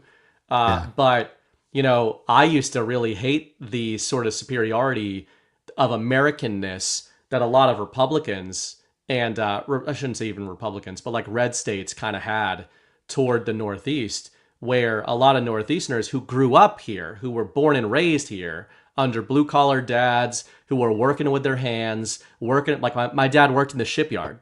It's like typical thing, right? He's unfortunately a liberal, but he's a liberal in the context of a guy who worked in shipyards and literally has classical maps of Boston, of revolutionary Boston, hanging in his house. Like, very different. So I always say, like, that's a Trump supporter who doesn't know he's a Trump supporter, no matter how much I've tried to get through to him, right? It's an American, though. And there's this sort of quiet elitism that was happening in the early 2000s around the Bush era of like, you're either an American who flies the flag or you're one of those like Bostonian liberal, you know, pussies, speaking of pussies. And that's what they wanted, right? They wanted this controlled opposition dynamic. But one of the other funny things about my upbringing is I thought everybody was taught intricately about the American Revolution in school. Like, and then realized as I got older, and now I'm not saying that they do that now because the American education system has gone off a cliff, even compared to when we were kids.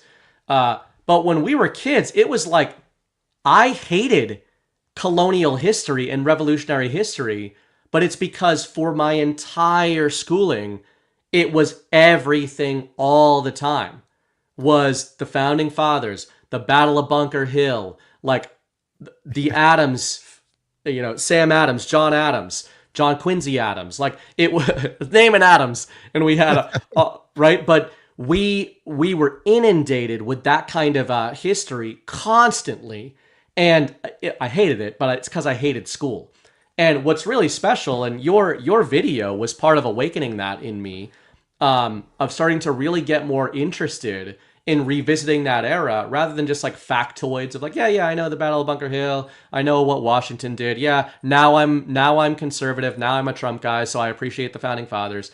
But man, when you really start digging in, it's like, it's so rewarding and enriching to go back and think about that in the way that this whole audience sort of thinks about the United States now. And there's this, speaking of unity, real unity, there's this real unification, and it's great. And I guess on that note, you know, one thing, I'll be the cliche Boston guy. But, you know, I used to take this for granted as being like, this is what everybody was being taught about all the time. Battle of Bunker Hill, Battle of Breed's Hill. It was really on Breed's Hill near Dorchester. But this was one of the you know, big battles of the American Revolution. It was in June, and was the official stats here. Charleston, Mass, American colonial forces, June 17th, 1775. Lots of 17s for you people. Nice. American colonial forces, numbering about 2,400 under Colonel William Prescott, fortified Breed's Hill, not Bunker Hill, despite the name, to disrupt British control of Boston. So, siege of Boston, a lot of people they flip that in their heads and they think the British were sieging Boston. But that's not what the siege of Boston was. It was that the British held Boston and Bostonians besieged their own city to disrupt the British. So they took Bunker Hill, and William Howe of the British rallied 3,000 troops to dislodge them.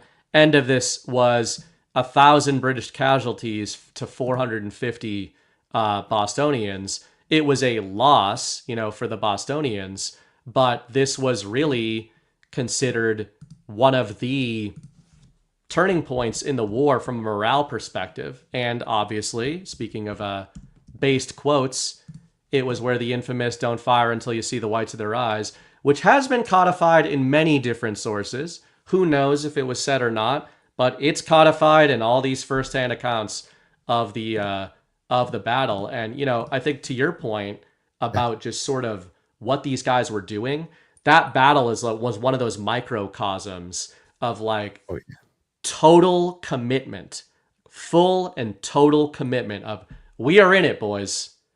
And this is it. Yeah. This is the shit now, right? Like, make it count, because we're fucked. And, you know, it hits you on just a trivia level when you're 11 and you're being taught about that stuff. But these days, it hits you so differently. And I really have a much more visceral reaction to what was sacrificed. And beside, like, man, it was harder than, I'm not disparaging any veterans of other wars, but I mean, you know, if you're drafted and sent to a war, or if you're told like Hitler's evil, let's go do that. But there's something about that revolution where it's like in your backyard, in your city, do you even want this war or not? And the guys who fully committed to that, it's amazing stuff. Oh, that's a great point, because they're the ones who decided to fight the war. They weren't just told, well, there's a war, do you want to fight for the country? This was actually, they knew exactly what was happening. They were like, I'm in. It wasn't a country. Yeah. Right. Well, was it right? Exactly. What was their homeland, I guess. Yeah. Speaking of, Breed's Hill, General Clinton famously exclaimed after that he said another such loss would have buried them right then and there. Or ruined. He said another such victory would have ruined us. So they knew when that happened. I always found it interesting that one of the main British generals named Clinton. It's kind of apropos, if you will. Yeah. But then, and you know, that whole region, I think it's something that I would love to project a future where Bostonians get their heads out of their asses. And I know many of them that have, but I mean, just if the public narrative changes to the point, and New Yorkers too, where it's like, stop it. Like, you know, you've got this revolutionary blood, literally revolutionary blood, and you've like stopped being such bitches about the America First movement, because it encapsulates, this is what I stopped arguing with my dad so we could get along. But like one of the things I've said to him, because he loves like revolutionary history, he reads books about Jefferson, all those guys, like those guys would think that the MAGA movement was not, they would think they were far leftists. Yeah. To your point earlier in the show, they'd be like, what are you guys doing? You're right. Like we're trying, you're going from from 20 there, bro. You're going from 20% to 23%. What are you doing? We're started a war over a stamp tax. And you know, it's obviously you guys have seen all those memes, but I think it's perspective every now and again that's worth revisiting. Oh, for sure, man. And I love the whole Boston story. It's funny because I guess we grew up the same. I mean, most of the war was fought in, you know, Boston and New Jersey. And well, maybe not, but there was a lot in New York and then some in the southern states too. But there was two massive campaigns in the two of the massive campaigns were obviously the start in Boston and then, the whole middle part in New Jersey. And so we were taught that all the time, right? I always yawned. I yawned all through school. I didn't, my head was daydreaming a million things anyway. But as an adult, you read it, it hits you so freaking different. One of my favorite things is in the Boston campaign was when all of a sudden, finally Washington arrives, and this is one of his first things as now he's head of the army, and I believe it's called Dorchester Heights, where they went up there and then they start shelling the city, and that was how they finally got them, how they finally sieged Boston and got them to leave, and that was that's kind of like. Then they were like, "Whoa, we can do this!" And then they went down, and that started the whole, ball rolling with, "Did we just go for it?" And there was a lot of discussion, and then they were like, "Screw it, let's go for it!" And the Declaration of Independence, and then the rest is history. But you need those initial moves. That's kind of like those initial moves are kind of like Trump coming down the escalator and just started to talk against these people, and it's kind of one of the things. I like the guy already. I had worked for him. I always thought he was a smart man. I always, in general, I had said this for years leading up to the 2016 election, just all throughout the 2000s. I was like, man, I wish a businessman would come in and audit Washington. That was just my thing. And then here is Donald Trump, someone who I admire, said he's going to run. I'm like, this is it, finally. But it became so much more than that, because then right away, he wasn't just running to audit Washington. He started pushing back on the woke stuff. And those were the first shots fired where I think everyone went, whoa, we could talk back to these people? Because in 2015, 14, 13, it was like, you couldn't even say a single thing about Obama or trannies in the bathrooms and all that stuff. You'd get just ganged up on online. I lost my publishing career as a direct result of that. Yeah, man, it's freaking crazy. For then, but we're coming back. We're making a fucking comeback in a few weeks. I love it, dude. I freaking love it. I'm so psyched for that. But to your point, that was that era. It was, it was later than that. I mean, I got canceled circa 2020. But, canceled myself. I mean, same difference, right? But I like that you kind of reference it to shots being fired, because it's a different battle space, as we've been saying all night, but it's a real battle space, right? Trump was operating in a real battle space, and there weren't bullets flying at any of us in this audience, in this community, but there were real consequences, by saying some shit in a chat group that I was in of people that I knew, and I was very lucky compared to a lot of guys. Brad went through a ton of shit. John went through a ton of shit. Chris lost his whole livelihood and everything. Like, I ended up, I was lucky by comparison to a lot of people, but I had a good thing going. I had sold 50,000 copies in 2018 of one of my series, and was like literally going like, I'm going to quit the day job. Like I'm going to just quit and go into this because I'm doing well.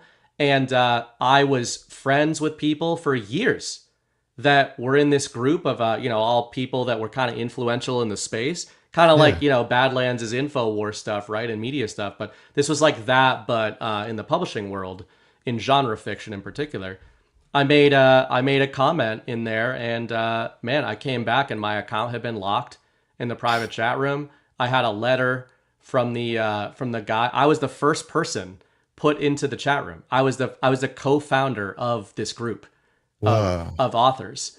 And they were like, yeah, so and so was really insulted by the comment you made about BLM. That's what got me. It was the BLM riots. Oh my God. Because I referred to them as riots. And not even, I kept my Trumpism on the DL in that group because I knew, because I was a pussy at the time, and because I knew, like, and I just didn't want to rock. I'm like, we're not here for that. About things too, right? Yeah, and nobody really talked politics. It was like, hey, we're talking about the publishing industry. We were helping each other with book launches and all that kind of stuff, figure out, different marketing trends, all this. And came back and they said, yeah, you got to issue an apology if you want to be, in the group. And instead I wrote like a scathing fuck you letter I told them I was going to write an apology. But anyway, that's a tiny example of that. When you mentioned Trump, it's like he had everything to lose. And it's those infamous videos. Like he didn't have to do this. He didn't have to do this. And there were real consequences. And to your point, it's just like the Battle of Bunker Hill in a kinetic, actual manner. It wasn't the fact that the battle happened and that they killed 1,000 British soldiers that turned the tide of the war. It was the story that came out of the Battle of Bunker Hill. Yeah. It was the idea of, wait a second, maybe the gap here is not as big as I thought. And to your point on the Trump coming down the escalator, I say in my writing all the time, it's not an original take, but I like repeating it. That was a declaration of war. That was an open declaration of war by Donald Trump on the establishment. And who did he pick out first as the enemy? The media. He said, that is the enemy of the people. And that's who he declared war on initially, before he even declared war on the sort of political space. And they're the narrative seeders, right? That is, like you're saying, with the Breeze Hill, it was the narrative that spread.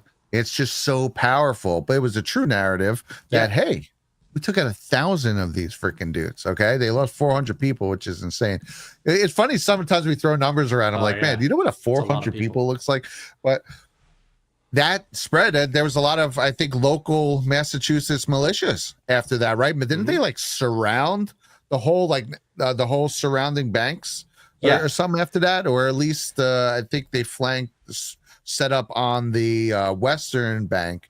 But it was a lot of local militias who all came up, and more so than what happened. They chased the British out of Boston because it was such a Boston is not an easy place. I mean, now we're dealing with modern warfare, so it's totally different, right? You got F-16s flying around, but Boston, Boston at the time was extremely difficult to take, and one of the reasons is a lot of people that haven't been there. By the way, guys, Boston is like an underrated city to go to, especially go in the summer sometime. I heard it's a lot of fun, actually. It is a beautiful place to walk around. It's a great walking city. And what a lot of people don't know about Boston is that it, like per capita, it has the most harbor islands of like any city. So what's a harbor island? Just little islands all entering Boston Harbor. So all around Boston Harbor, for miles around, there are little islands that might be, some of them are like 200 feet across, some of them are 2 miles across, but there are forts now. Like my dad's got a boat, we go out on the boat. He likes to go to the different islands and you see all these forts. So once those were fortified by militias and eventually by, revolutionary soldiers, the British ships couldn't enter the harbor because any island they go by has got 10 guys on it manning a cannon. Wow. And that's it cool. was, so like once that's why the Brits were not in a good position when they were in Boston. The only thing keeping them alive was the fact that the militiamen didn't want to shell their own city. They didn't want to destroy it, right? Or kill the people who were there. So unlike that BLM, who are totally down with shelling their own cities. Yep. Yeah, but it's fascinating looking back at some of this stuff. And do you have any other either founding father or sort of story of the revolution that strikes you? Well, I do like the initial story, like I talked about with the Battle of Long Island. They kind of what the British did is they came up and flanked them and basically just pincer attacked and screwed them. But there is something to where they backtracked to the shore, which now I think it's roughly where the Manhattan and Brooklyn Bridge is, essentially. But they were about to be crushed once and for all right then and there after the first official Battle of Long Island right there in Brooklyn. And a dense fog went over. People will say that this is almost like biblical, right? And God saving them. But they were about to be destroyed, and a thick fog rolled over, and it was that fog that gave them the cover to where they ran boats back and forth and were able to get them away to Manhattan, where the British, they had trouble navigating and finding them. And then they were finally over, and they gave them enough space to where then they were on the run enough to get away and live to fight another day, which then, less than a year later turned into the old Christmas surprise at the Battle of Trenton. So yeah, You I know, like that. one of It's, the- again, you never give up, and you never know what's going to happen. You know, sometimes the divine hand might sit down and Yeah. help you out. One of the sort of concepts that you brought up earlier, not concept, but one of the things that never got a lot of attention in my revolutionary lessons, and that I feel like people kind of gloss over, is when you mentioned the Hessians. Like, it's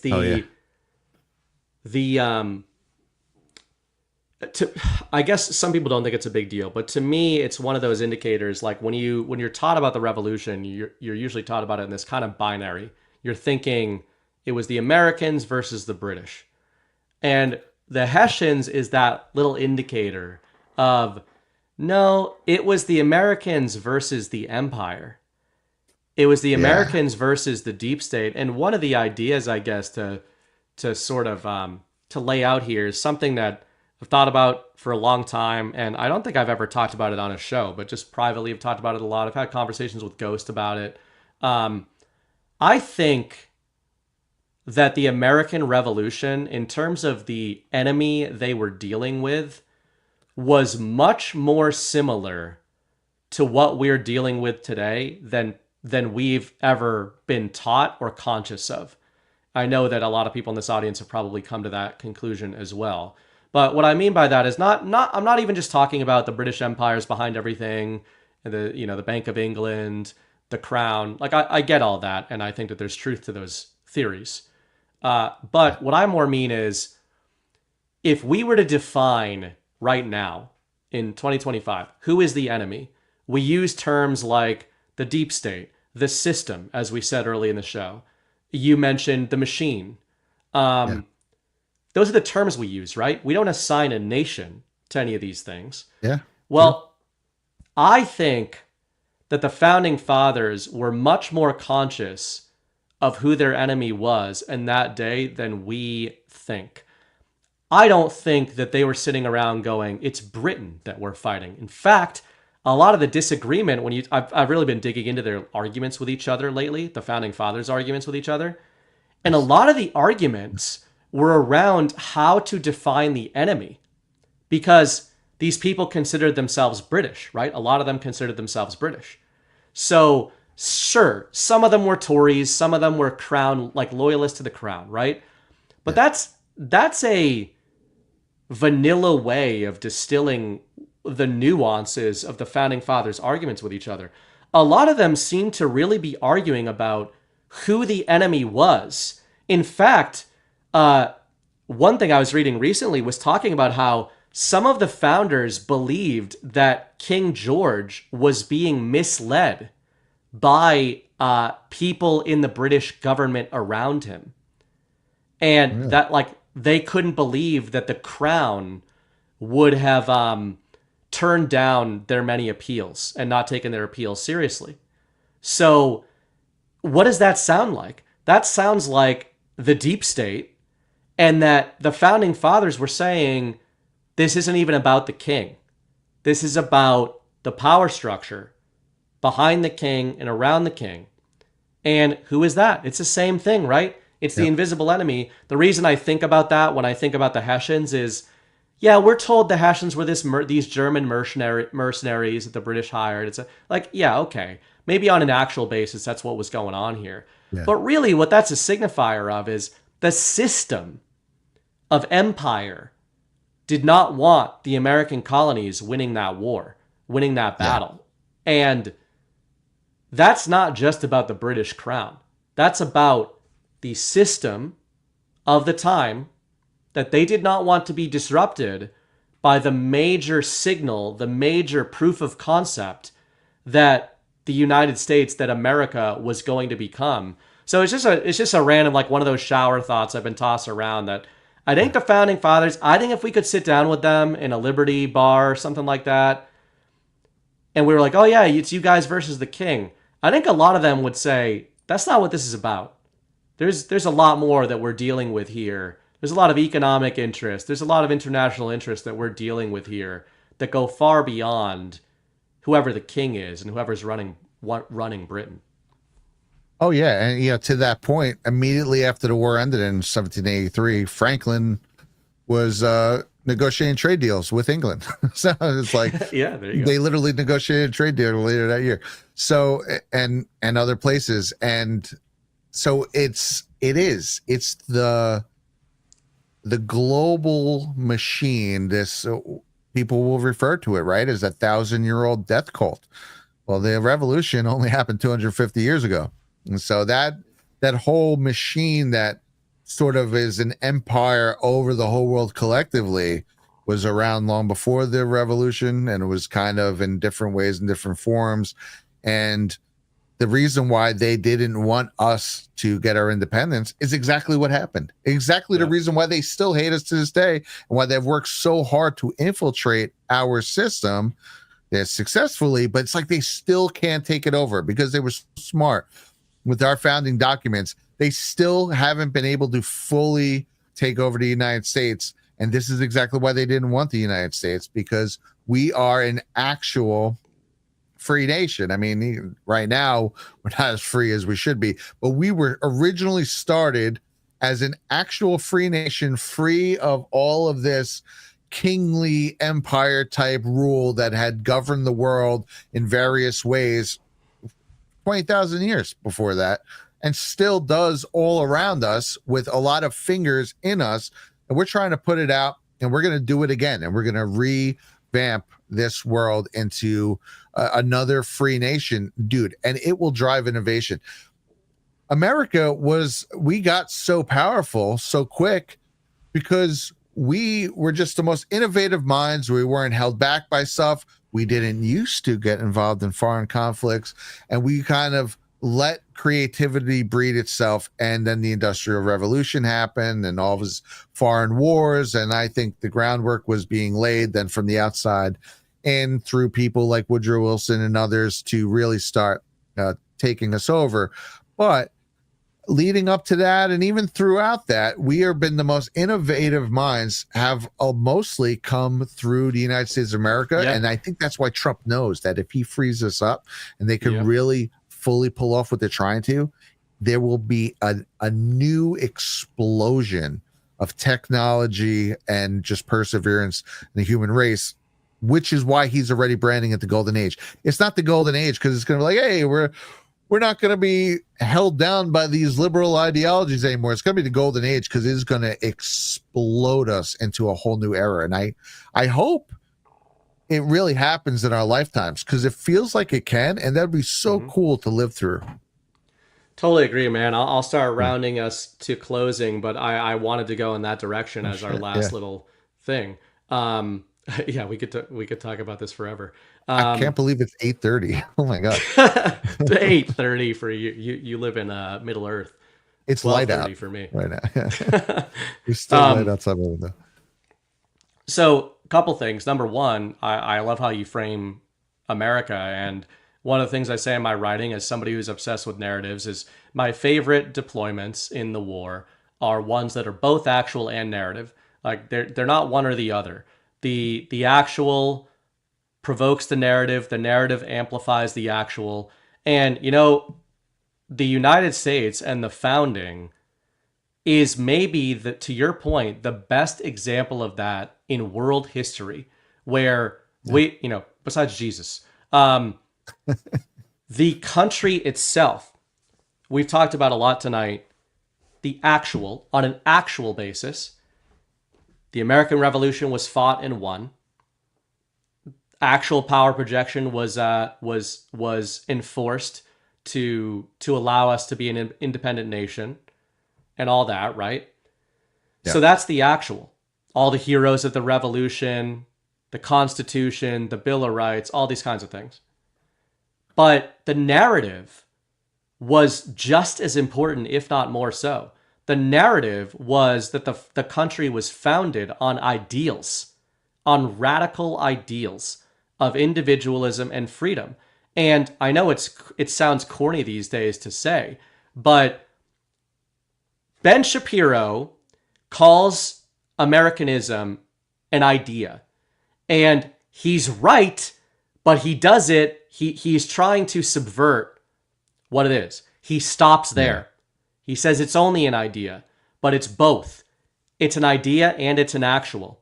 And the actual power projection has to reinforce and defend the idea, and the idea has to animate and actuate the actual. And it goes all the way back to one of the refrains I say most often is the power is power refrain, probably best encapsulated in the infamous Game of Thrones scene with Cersei Lannister. At a certain point in time, power is power. You can have the best ideas in the world. You can want freedom, you can believe in sovereignty, you can believe in individuality, you can write a Declaration of Independence, you can get together and create a constitution. And we talked about the Bill of Rights tonight. And one caveat I would put on that, and I know you agree with this, I know this audience agrees with this. The Constitution and the Declaration of Independence and the Bill of Rights don't mean shit unless there is actual power behind them. Yeah. Unless there are people who are willing to put their lives on the line to defend those ideals. I'm not just talking about military, I'm talking about Americans. If Americans get back to a way of life where we are willing to die for our beliefs, that is that feedback loop that makes America what it is. And I think is why, the country is a narrative deployment and an actual deployment at the same time. And what we've seen over the last century and change is the system trying to separate those two things. There's the actual America, there's the story of America, but that's not the case. America has always been a story and an actual, and it's the best one that there's ever been in world history. So it's something to remember, I think. Amen, dude. And what's the worst damage they were able to do to us over, especially the last 20, 30 years, was to try and change the story of America and what it is and kind of mar what true Americanism is to the people who are, I feel like they're against us. It's because they think that being a patriot means being racist and asshole and all these things. They've really sullied that on purpose when it's actually the most common sense, inclusive way of thinking there is on planet Earth. They're like, we talked really quick now just to bring it home, right? In the very beginning, you're talking about how, hey, people can kind of talk about how weird it is that trannies are everywhere now again, right? Like that came back around finally. But it's interesting because on its outset, right, a lot of the people who support what has been going on, they feel like, oh, we're just so terrible and we're so anti. But if you really talk to us, I feel like I have a pretty reasonable take. Like, for instance, I don't think being transgender should be illegal. I think if you want to be a transgender, this is America. I very much do feel for, American rights, individual rights. I think you should be able to live your life how you want to live it. If you think you're really a dude, you should be able to do it, and you could take testosterone and live your life as a dude. I am totally for that. But the caveat I'd say, where they are also for that, but then they take it to the next level where they're like, it should also be saturated in society because, well, we got to teach kids to accept it. And that's where it's wrong. As a society, being an adult, which we have no more adults anymore in society, is shielding the town square and the children from extreme lifestyles. Okay, you're totally free to grow up and become a stripper if that's what you decide you want to be, but that's an extreme lifestyle. You shouldn't be presenting the life of a stripper to children because, well, they got to learn to accept the stripper lifestyle, and that's a very seedy world. That world, it's not just like the glamorous movies. A lot of them, it gets into seediness. You shouldn't have to be forced to take an extreme lifestyle like that, and kids have to accept it. They have to be taught at a young age to accept this world. No, we used to shield that from the town square. There's no stripper parades. There's no parades with, girls in lingerie on poles going down the street because that's a lifestyle. We have to accept everything. Yes, you are allowed to be what you want to be in America as long as you're not bothering someone else.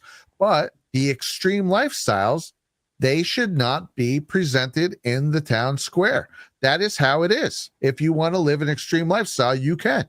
So that's my pushback on this. My pushback is I don't think a parade is appropriate for the gay community Did they feel, oh, we're underrepresented? Dude, I'm sorry you feel that way.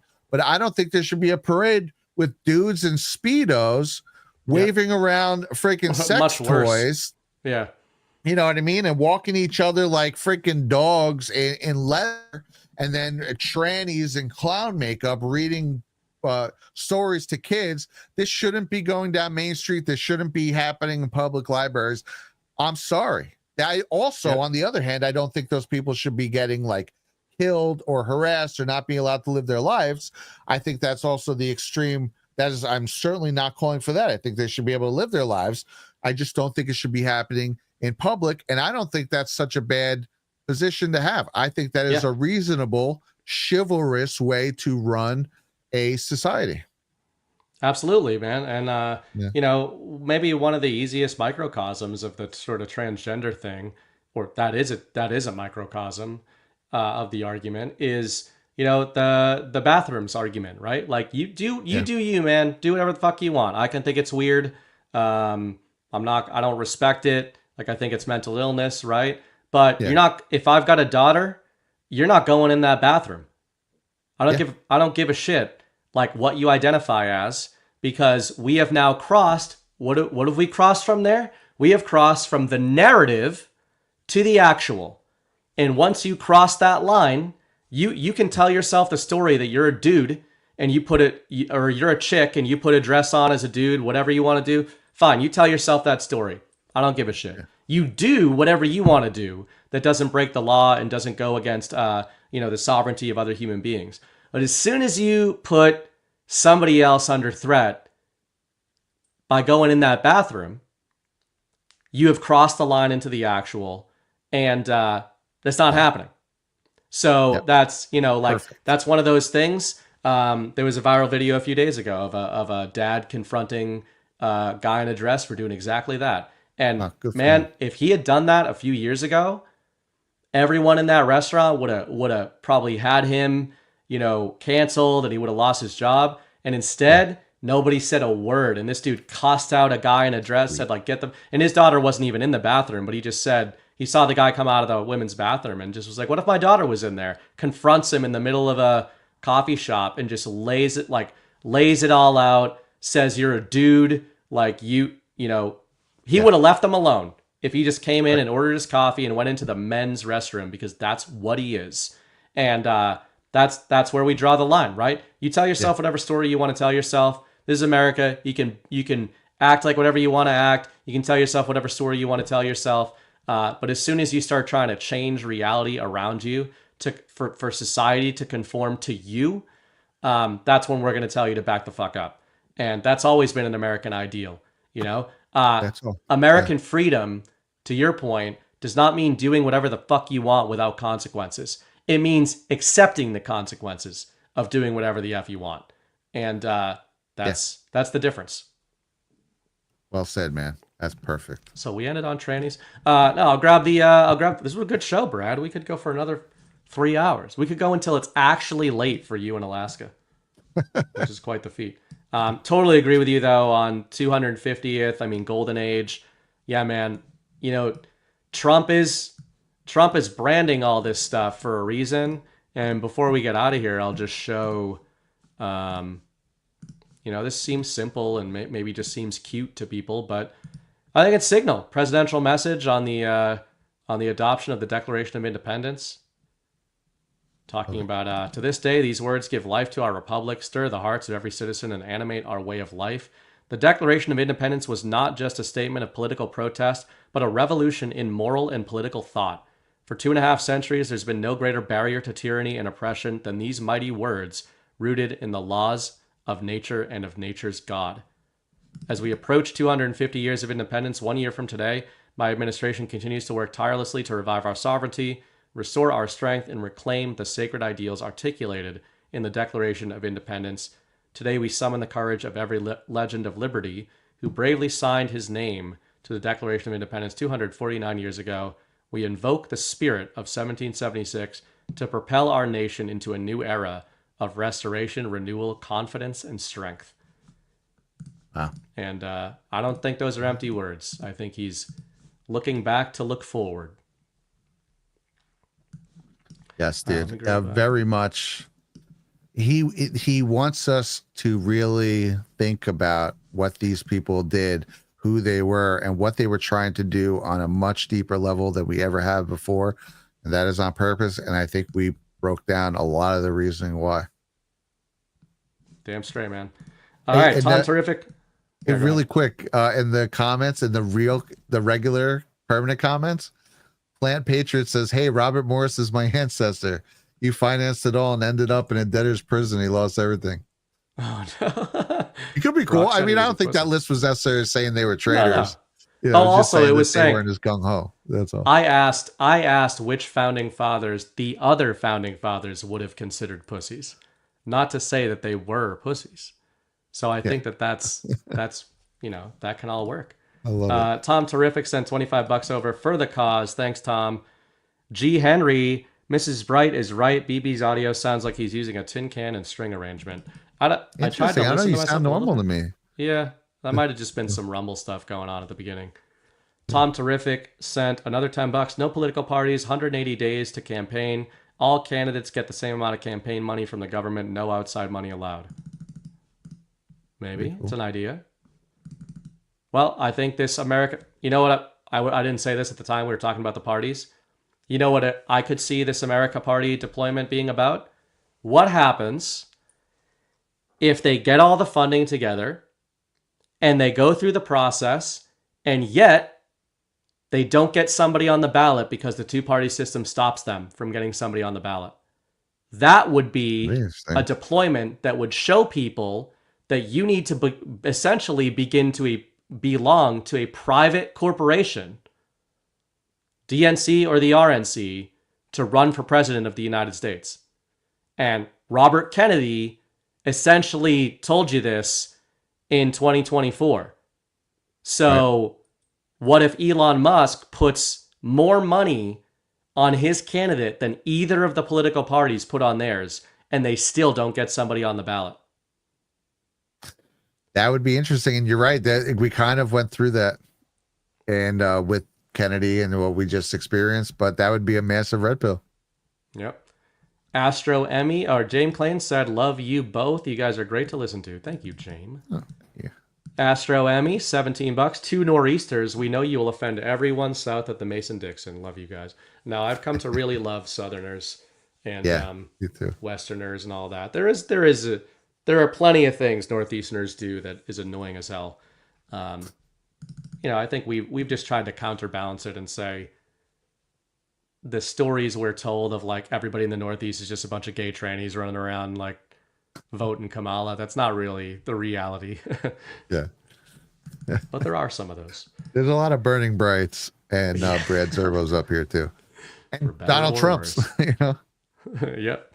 Nancy K. Reese, my first response to the new party was to replace the D's that being destroyed. Something started from scratch and closer to center for $20. Yeah.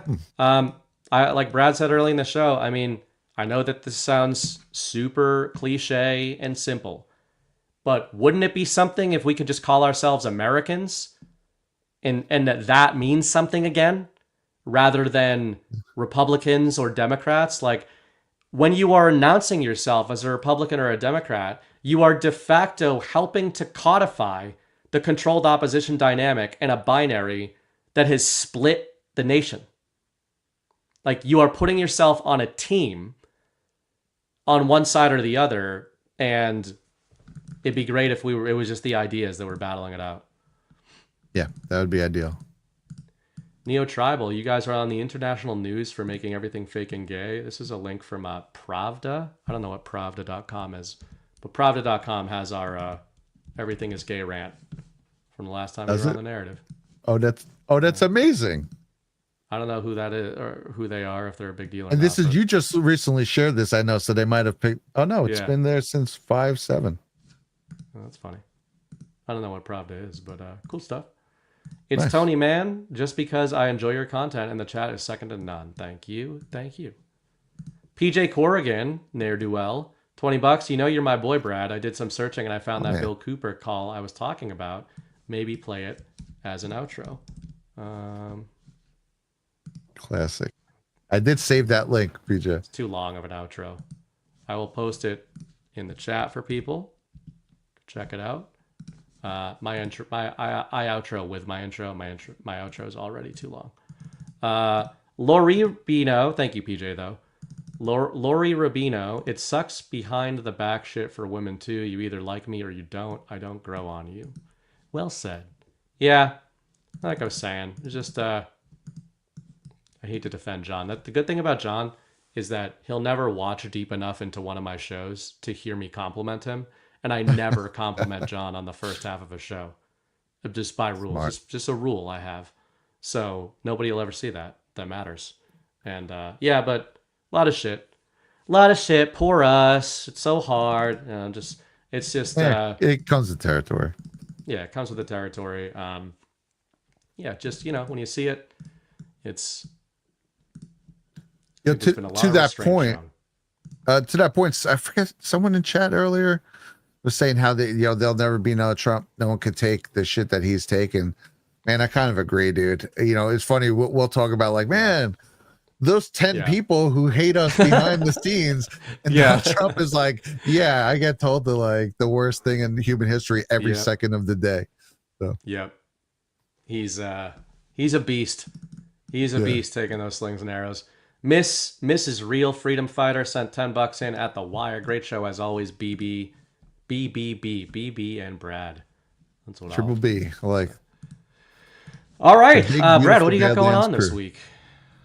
This week, man, I'm just really going to be hitting it hard as I've been doing it for so long. Just working on my project and making sure that it's all nice and neatly packaged for Deadwood. So don't forget, guys, Codex 911 will be, you can see the pre-screening of it at Deadwood. So see it before it's officially released. And I think you'll like it. And then there'll also be other content. Like I believe there's at least going to be a Q&A afterwards. Awesome. So those are usually fun. Yeah. Badlandsmedia.tv/events, guys. And, for anybody who hasn't done it before, obviously Deadwood's not super, it's not as accessible as some of the other places we've gone to. It's amazing for anybody who wants to come in person. But the virtual ticket is great. It's $45. It gets you access to, we do panels on Friday, Saturday, and Sunday. It's going to get you access to all the panels and replays for months after the fact. Like you just have those replays. The biggest kind of second order benefit of doing those virtual tickets is you get access to a specific GART Telegram chat. A lot of the hosts are in there, and the GART Plymouth chat is still going. So once, like a few weeks after an event, once those events end, the chat stays. So the chat remains there. You're in there with, hundreds, sometimes 1,000 other people. They're all the hardest of the hardcore Badlanders. People, it's really cool with Deadwood because people last year were documenting their journeys with pictures and stuff as they were making these cross-country road trips. You coordinate with people, meet friends at the GARTs and then stay in touch through the Telegram groups. So it's a great little benefit. You get an invite to that after you get a virtual. So yeah, that's kind of where a lot of the background will say, get behind scenes stuff. That's that chat. When you join that chat, because everyone who gets a in-person ticket also gets access to that chat, and they're always dumping videos. So you really will get the whole behind scene just from being in that chat. It's really cool. Yep. Awesome stuff. And I will shamelessly promote myself before we get out of here. I spent so much time on these articles that I need people to read them. I wrote an article that came out today, burningbright.substack.com, called The N-Word. We're taking back the N-word. It's not that N-word. It's the nuclear narrative. And there's been some interesting stuff there on the nuclear narrative. I think, speaking of pincers, that Donald Trump, Vladimir Putin, and others are affecting narrative pincers all over the game board. I think one of the major ones is a nuclear disarmament that is mostly narrative. Chris Paul says a lot of the same stuff. So check that out, burningbright.substack.com. Check out badlands.substack.com. Support that. Support us wherever you want to support us. And I had one more thing. Kind of patriotic movie that we picked for Tuesday night. Chris and I are going to discuss Michael Bay's 13 Hours. So that's the movie Tuesday night. And that's all about Benghazi. So we're interested to see, what is it trying to do with Benghazi? Is it trying to pull the wool over our eyes? Is it trying to be based? I know John and Zach last Monday had a Benghazi whistleblower on their show, Baseless, and I think they might have him back on again tomorrow night. So do your homework, and we'll see you then. Otherwise, this was a nice short one tonight. I think this was a... Yeah, nice short one. Love it, nice dude. No, well, it's always fun. It doesn't even remotely feel as long as it is, so that's a good sign. I take it. Nice. I have that effect on people. I just, pummel them with just ranting and rambling, and it just breaks space-time so that they forget. All right, I will outro with the intro. Brad, you don't have to hang out for the outro. I know you got stuff to do. Abby, thanks for sparing Brad as long as you have. And, go have dinner or whatever it is you people do in Alaska at this time in the morning. Might be nice, All right. As always, people, the war is a story. The story is a war. And it always has been. Act accordingly. I'll see you next week.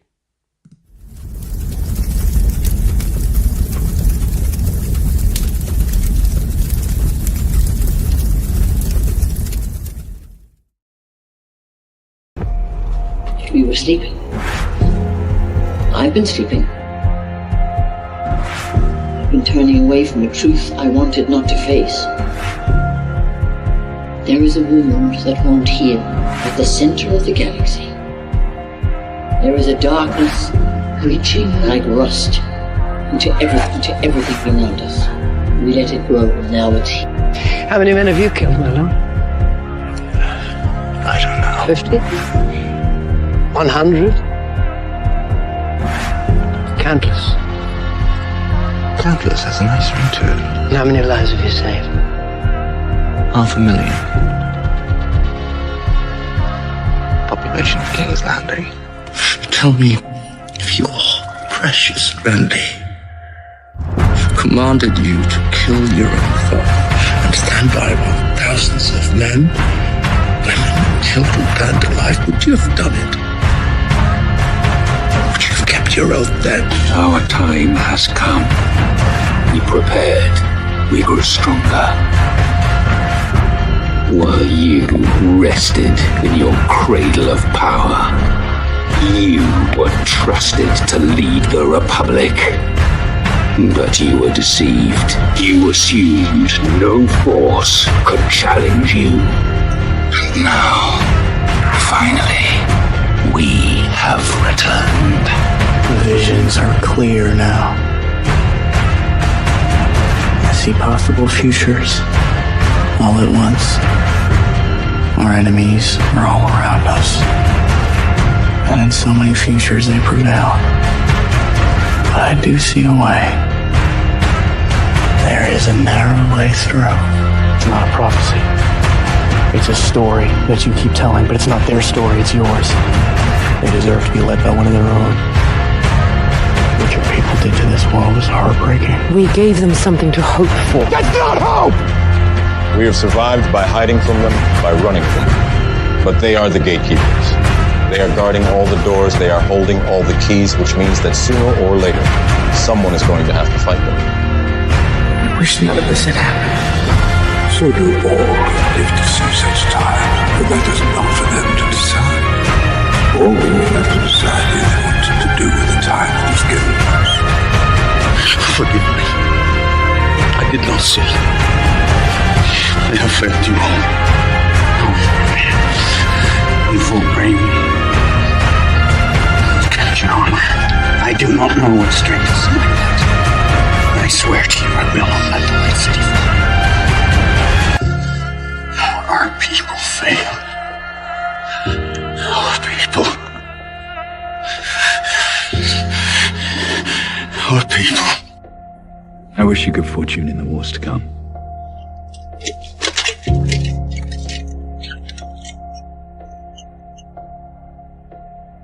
And now it begins.